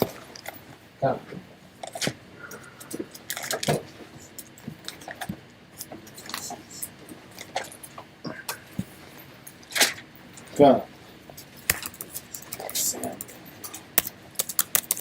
2 Samuel chapter 3 and verse 26 reads, "And when Joab was come out from David, he sent messengers after Abner, which brought him again from the well of Sarah. So here's Joab coming back, and he found out that Abner, which was backing Ishbosheth, and he said, you know what? Let's go ahead and unite. And he had an argument with Ishbosheth, and he came back to David and said, listen, man, because Abner was a captain of the host also. He was a Benjamite captain. Yeah. He said, listen, let's unite. Let's bring the tribes together under David's house. And that means that if Abner was a captain of the host and Joab was the captain of the host, it wasn't going to be two captains of the host. Because we understand Joab's mentality. Of course. So, read on. Come, which brought him again from the well of Sarah, but David knew it not. And when Abner was returned to Hebron, Joab took him aside in the gate to speak with him quietly. Hey man, I got something I want to disclose. I can't let everybody hear it. Just come in over here. I got something that, a message from David. Read. And smote him there under the 5th rib, that he died for the blood of Asahel, his brother. He said he did it for what purpose? For the blood of Asahel, his brother. So Joab was revenging his brother's death because Abner killed his brother Asahel, who could run fast, who he told him, stop following me, stop chasing me, and he wouldn't listen, and he thrust his javelin back and stuck him and killed him. And he told him, stop following me, I'm going to kill you. And he wouldn't listen. But it was one of those, it's like you weren't really that mad about it. Yeah, you weren't upset. You weren't mad. You're using this T-tac condition situation to justify. I'm not going to downplay Joab losing his brother. Oh, I'm not going to do that. I'm not going to downplay Joab losing his brother. But knowing what we know about Joab already, that just added fuel to the fire. That just added fuel to the fire. I can't downplay the fact that he lost his brother. He wanted revenge. But what we do know is that Abner was trying to unify with David, and Joab wasn't having it. And so he said, he did what? God, he said, Salakia. It says, and smote him there under the 5th rib, that he died for the blood of Asahel, his brother. And afterward, when David heard it, he said, I and my kingdom are guiltless before the Lord. He said what? He said, I and my kingdom. So David separated himself from that action. He said, listen, I'm not responsible for what Joab just did. He said, I and my kingdom is not what? Are guiltless. He said, we don't want no guilt because this man is making peace. This man is trying to make peace. And we don't want that blood on our hands. Read on. Come, I and my kingdom are guiltless before the Lord forever. From the blood of Abner, the son of Ner. He said forever. We didn't call that. That wasn't our call. That wasn't our doing. That wasn't a sneak job. He said we had nothing to do with Abner's death. That's all on that man Joab. Because that man he's overzealous. He's over ambitious. Because all he thinks about is who? Himself. All he thinks about is himself. So, let that go, and let's go to 2 Samuel chapter 20, verse 7. Come. Okay. God, 2 Samuel 20 and 7.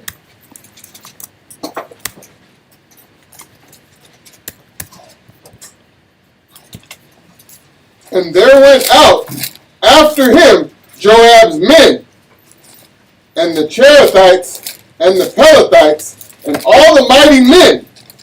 And they went out of Jerusalem to pursue after Sheba, the son of Bichri. When they were at the great stone which is in Gibeon, Amasa went before them, and Joab's garment that he had put on was girded unto him, and upon it a girdle with a sword fastened upon his loins, in the sheath thereof. And as he went forth, it fell out.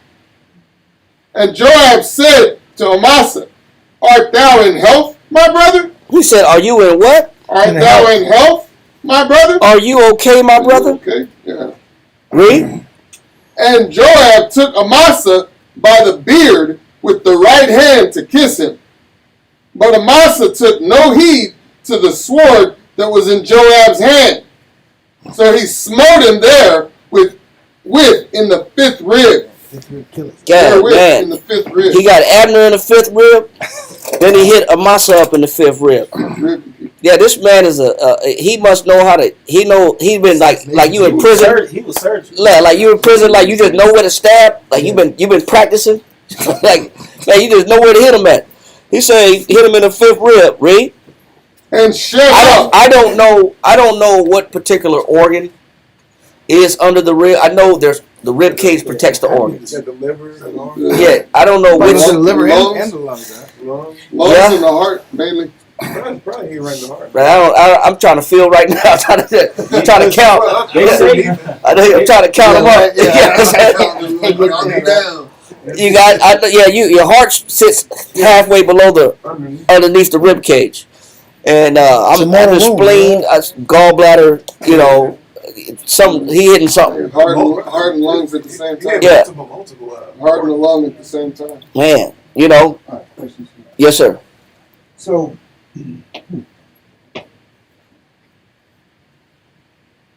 this will happen again in this day. Deceit happens every day.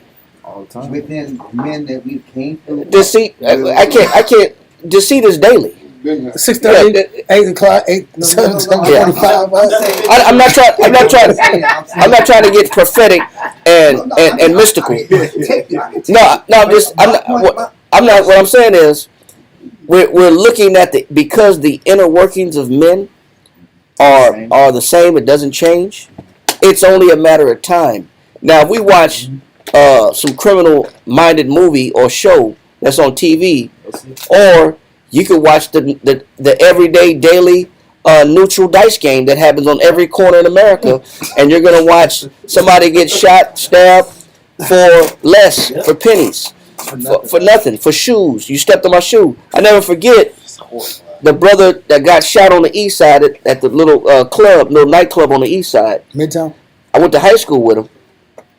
He had some brand new shoes. The guy he stepped on had some brand new shoes. And he apologized for stepping on the shoes. And the dude said, "All right, we're gonna see." He stepped on a shoe in a little bitty. I don't even want to say the name of the spot, but a little bitty hole in the wall juke joint on the east side. He stepped on the guy's shoe, apologized for it. The dude waited till the club was over, went up to him in the parking lot, shot him in the chest, and killed him for stepping on his shoe. And he apologized. What is inside of men? My question is this. The scripture did say that Israel will go against each other even when this shit gets really, when this stuff really gets bad out here, and that famous word, all for all, I'm all for me. So if you're not if you're not been practicing part of being the body, those spirits are going to come out. Let me help you out even better. Let's go to Exodus chapter 32, verse 33. Just on your question and on the point that you're making. Let's Exodus chapter 32, verse 33. Let's help my ain't on this one because I want you to understand what the Most High know about us. Exodus chapter 33, 32, verse 33. Exodus chapter 32 and verse 33. Read that.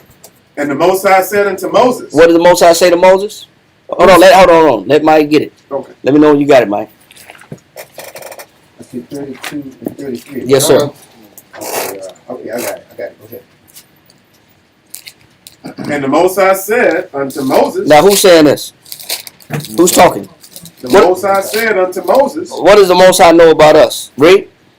Whosoever have sinned against me, him will I blot out of my book. Hold on 1 second. I want the one that says,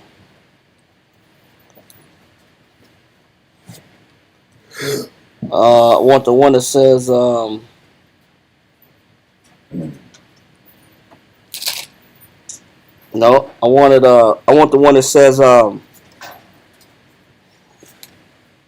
that we will transgress. Oh, for Nope. It says we will. It's something that the Most High know about us. He said we are going to. Nope. No, he said these children shall forever transgress. Yeah. It's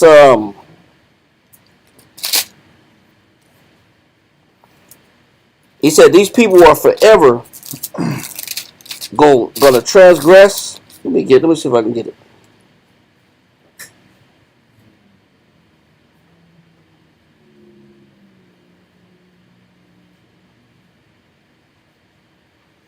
Mercy. Not mercy. I want it where he says they will forever transgress.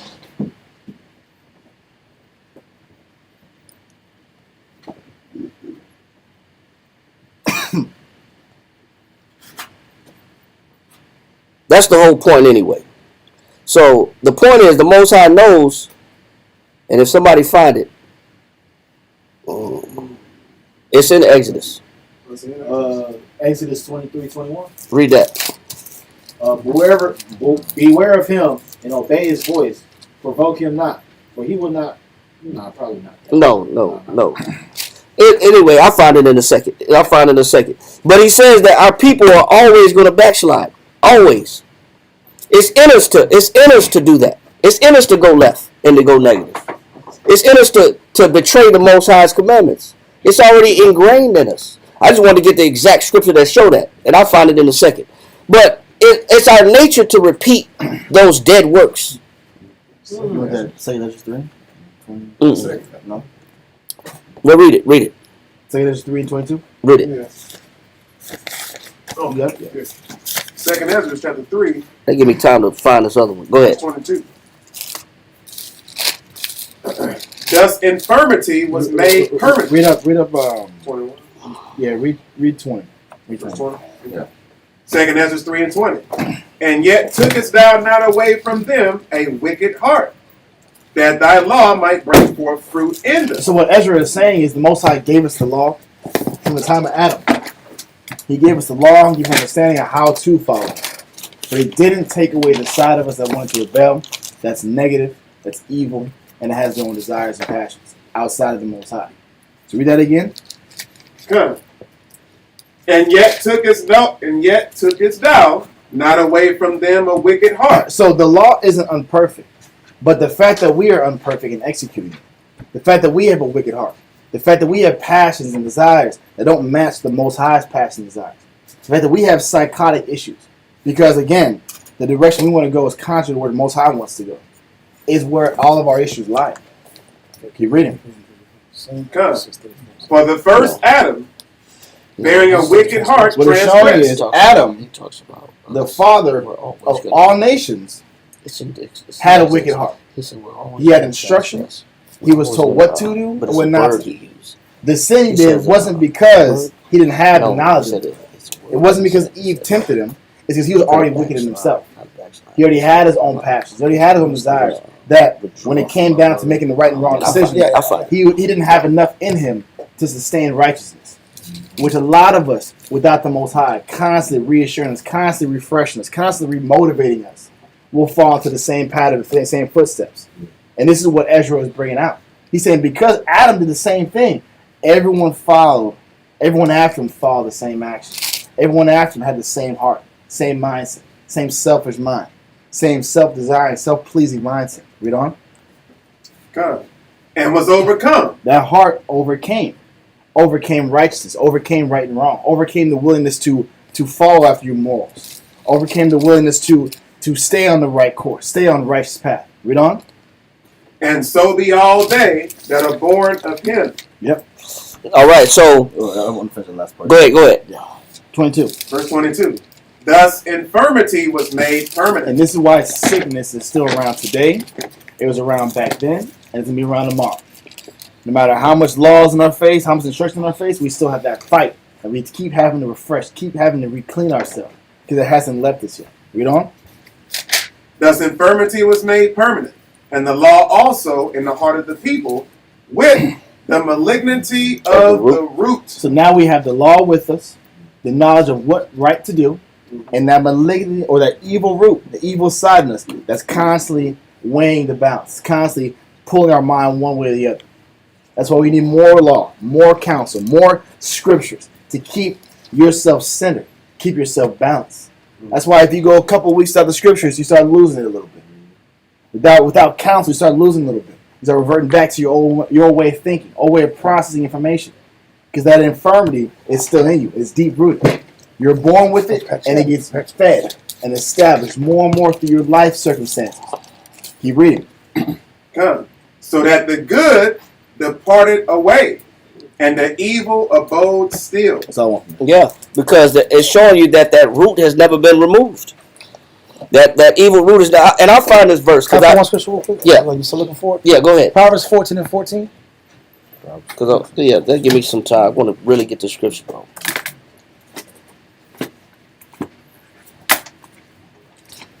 Like continual backslide. Proverbs verse 14. Yeah. Like continual backslide. It might be that. No, that's no. Proverbs chapter 14 and verse 14 says, the backslider in heart. The what? The backslider in heart. Get the word backslider definition. Backslider. Backslider. Which one? Any one of them. Two. Point number 2. Backslider. It says, one who neglects his vows. Stop. One who neglects his vows. Shot's going into everybody is supposed to commit to the body of the Most High, commit to the objective of serving the nation and being there for their people. But people crave different things. People want different things. People have different passions or different reasons for being here. It happened in David's time. It happened in Christ's time. With Judas, it happens in all time. It happened with Benedict Arnold during the Revolution of America. This is a consistent theme of man. There's always multiple reasons, whether it be they are sustainable and sincere reasons, or they're just not sustainable, long-lasting reasons for doing things and being in a relation with someone. Okay? Read from the top again. Definition. It says, one who neglects his vows of obedience and falls into sin. So, the falling into sin, because I'm neglecting what? Obedience, which is my commitment to the Heavenly Father, my commitment to the purpose I was supposed to be here for. Now go to the scripture again. So Proverbs chapter 14 and verse 14. The backslider in heart. The person that loses their commitment and forgets their vow and forgets their purpose and forgets their spiritual reason for being here or committing to a bond with someone or something. Read. The backslider in heart shall be filled with his own ways. I mean, they're fulfilled, they're complete with doing things their way. It's about them doing things their way. Them want to get the outcome they want. It's about what you want. That's how you know a person's a backslider. It's all about what you want. Yep. Not what the camp needs, the body needs, the brothers need, or the house needs. It's not about the needs of the house, the brothers, the children, the family, the camp, the nation. It's about what the person individualistically needs, like Joab. Yep. Now let's get back to it. 2 Samuel chapter 19, verse 12. And this is going to tie into what both of y'all said in just a second. And I'll find that scripture, Mike. I'm going to bring it out first next week. Because it's something that the Most High said He knows about us specifically. 2 Samuel 19 and 12. Yes, 12 and 13. Okay, 12 and 13. 2 Samuel is 12 and 13. Yes, sir. Okay. 2 Samuel chapter 12. Chapter 19, verse 12 through 13.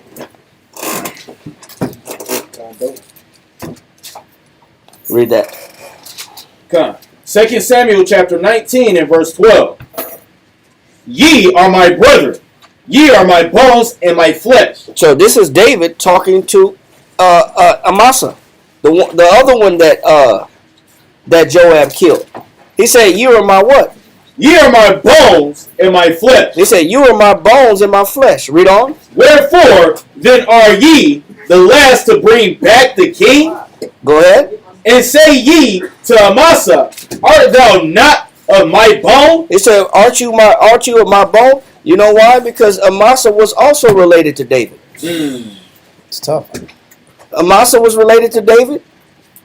That was a cousin. Amasa was a cousin. That was David's nephew also, and that was Joab's cousin also. Amasa was Joab's cousin. Read. And say ye to Amasa, art thou not of my bone and of my flesh? The Most High do so to me, and more also, if thou be not captain of the host before me continually. So David was going to make Amasa what? Captain of the host. That makes sense. Go ahead. Before me continually. He said forever. Read on. In the room of Joab. Instead of who? In the room of Joab. So who was about to get replaced? Joab. So who had to get killed because they was about to get replaced? Amasa had to get killed because Joab was not having, and he was not with competition. It had to be him and him only in that position. He was not sharing the spotlight at all whatsoever. And so we're watching the nature of Joab.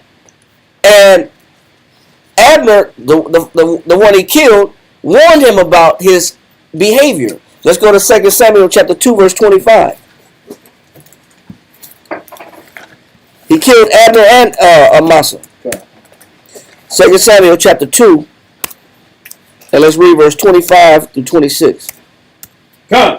2 Samuel chapter 2 and verse 25 reads, And the children of Benjamin gathered themselves together after Abner, and became one troop, and stood on the top of an hill. Then Abner called to Joab and said, Now, this is advice from Abner to Joab. Read. Then Abner called to Joab and said, Shall the sword devour forever? Shall we kill each other forever? He said, Shall we be mortal enemies forever? He said, Shall the sword devour forever? All we're going to do is keep killing each other. Read on.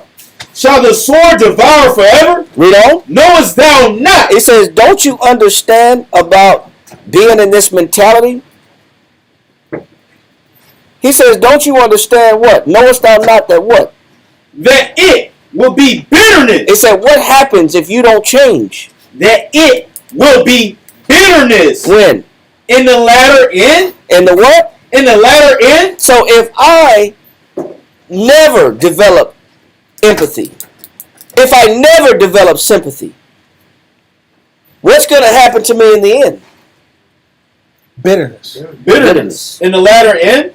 He says, so if I never learn how to put myself in other people's shoes and sorrow when they sorrow, hurt when they hurt, cry when they cry, suffer when they suffer, mourn when they mourn, or if I don't even have the ability to look at them and identify signs of distress, he said, in the end, it's going to be bitterness because I'm underdeveloped where?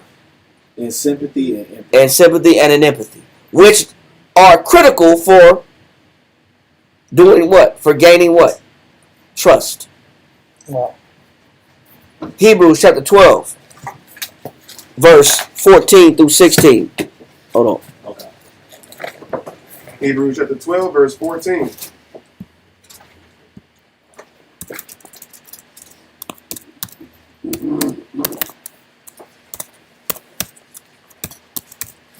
Read that. Hebrews chapter 12, verse 14. Follow peace. It says what? Follow peace. If I don't learn how to follow peace, which means that in order for me to follow peace, I have to learn how to become empathetic. I have to learn how to build bonds with people. I just can't be self-absorbed and wrapped in myself. I'll never see what other people are going through. I never look outside myself. In order to follow peace, I have to make some changes on the inside. It was something about Joab that he was warned by Abner that if you continue, it's going to be bitterness, but it's only going to be bitterness in the end. It's not going to work for you. It's not going to be in your favor. The mentality that you possess will backfire on you. The fact that you're so self-absorbed will backfire on you. That's why he said, follow what? Follow peace. Go ahead. With all men. That's why you started. He was telling Abner, should have been telling Joab, you got to learn how to. The sword can't devour forever, dude. Let's make peace. Joab couldn't do what? Make peace. Couldn't make peace, bro. Too self-absorbed to make peace. It's too individualistic to make peace. Read. And holiness. And holiness. Read on.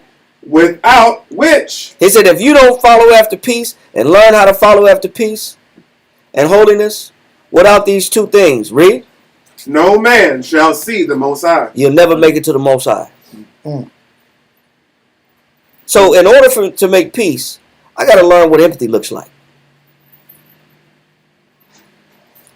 I got to get out of my head. I can't be too self-absorbed. I got to be about what other people need.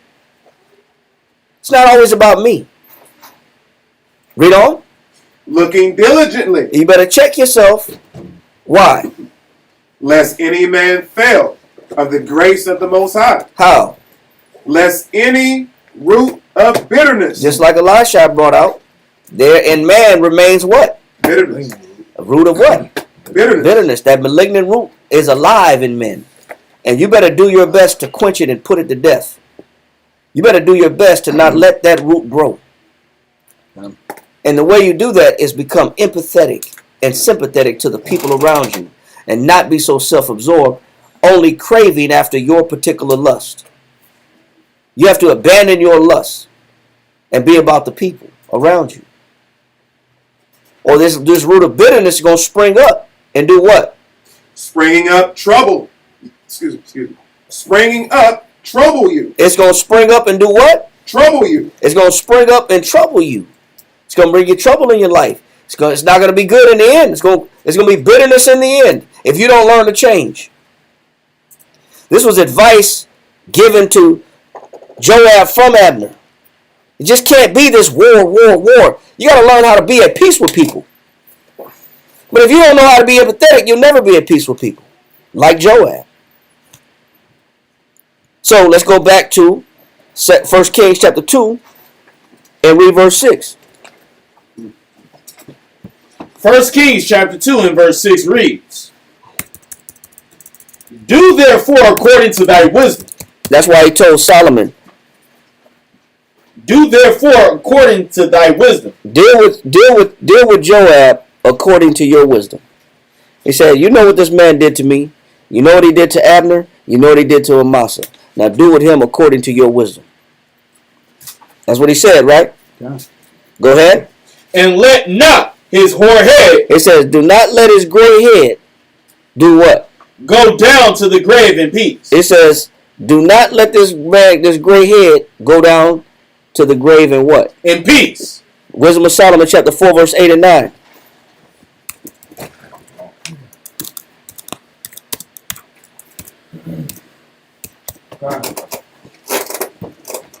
Wisdom of Solomon chapter 4 and verse 8. For honorable age is not that which standeth in the length of time. So is old age what counts in life? Is that what matters, that you live a long life? No. Is that the biggest benefit to life? Is that you live a long time? No, it's not. Read.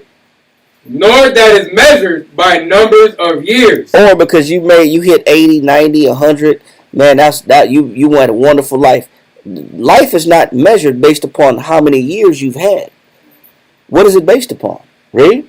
But wisdom is the gray hair unto men. It said, what is the crown of men? Wisdom. Wisdom, man. Wisdom is the crown of men. Read. God. But wisdom is the gray hair unto men, and an unspotted life. And it only matters If you got gray hairs and you have a what? An unspotted life. If you have gray hairs and you have an unspotted life, that's a good life. Flawless. Yeah. Then it means something. Then the gray hairs mean something. Because you removed your spots. Now the gray hair counts. Now it's looked at as attributed as a good sign. Only when you removed your spots. And you have an unspotted life. Unspotted, free from moral stain, untainted with guilt, unblemished, immaculate. And what was the garment that David described that Joab was wearing? He said it was blood cleaved to the girdle and to his sandals. Joab was stained with what? Blood. Stained with blood. Innocent blood. He was guilty. So the gray hair don't mean nothing if you stay guilty in your sin. It don't mean nothing. Yes, sir. Deuteronomy 32:5. Proverbs chapter 16, verse 31.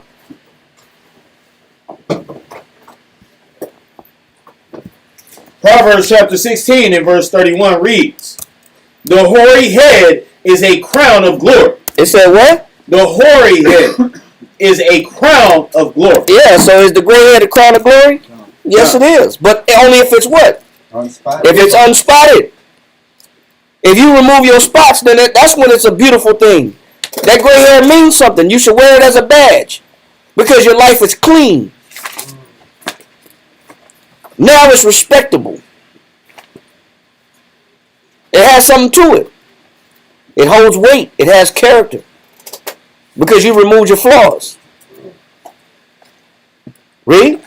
If it be found in the way of righteousness. Gray hair only means something if it's found in the way of what? Righteousness. Gray hair don't mean a damn thing if you're criminal.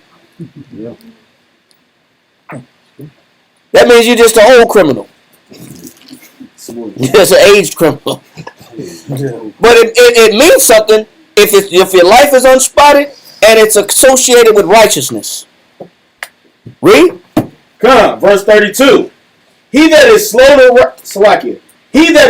to anger is better than the mighty. It says, he that is slow to anger is better than the mighty. Who does it sound like? Sound like Joab. Are you telling me that Solomon could possibly be talking about Joab in this chapter?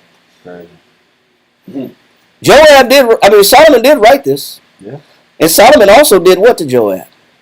Put him to death. Got him out of there.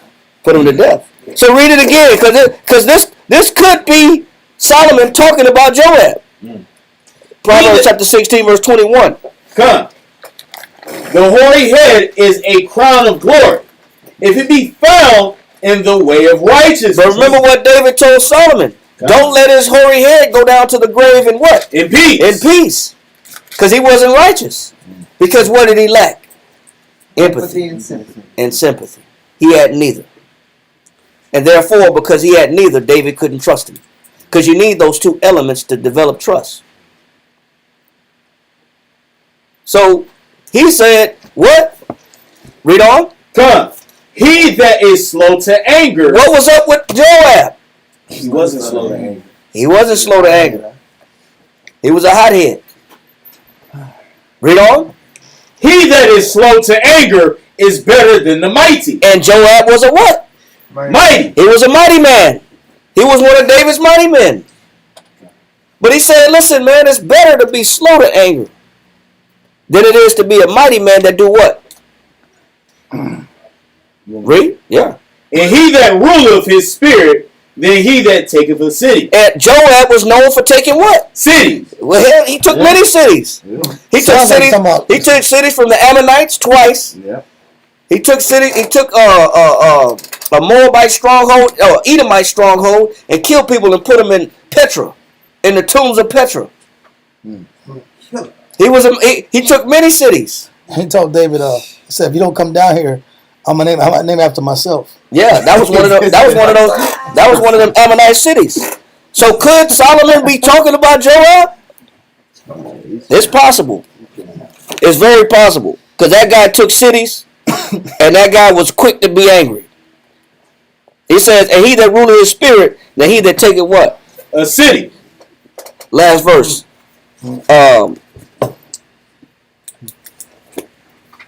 Proverbs chapter 17, verse 26. 17:26. Mm-hmm. Come. Proverbs chapter 17 and verse 26 reads, also to punish the just is not good. He said, and also to punish the what? Just is not good. Whose obligation was it to punish the just? Most High. Nope. No. That was Joab again. Yeah. He killed innocent. He took men in their innocency. He said what? Also to punish the just is not good. What else? Nor to strike princes. Abner was a what? Prince. A leader. Yeah. Amasa was a what? Prince. As a prince. Nor, it says, nor to strike princes for what? For equity. Who did he kill to get his lick back? Right. Come on, man. Wow, bro. He had to get his lick back. To make things easy. So To make it even. To get he even. had to get even.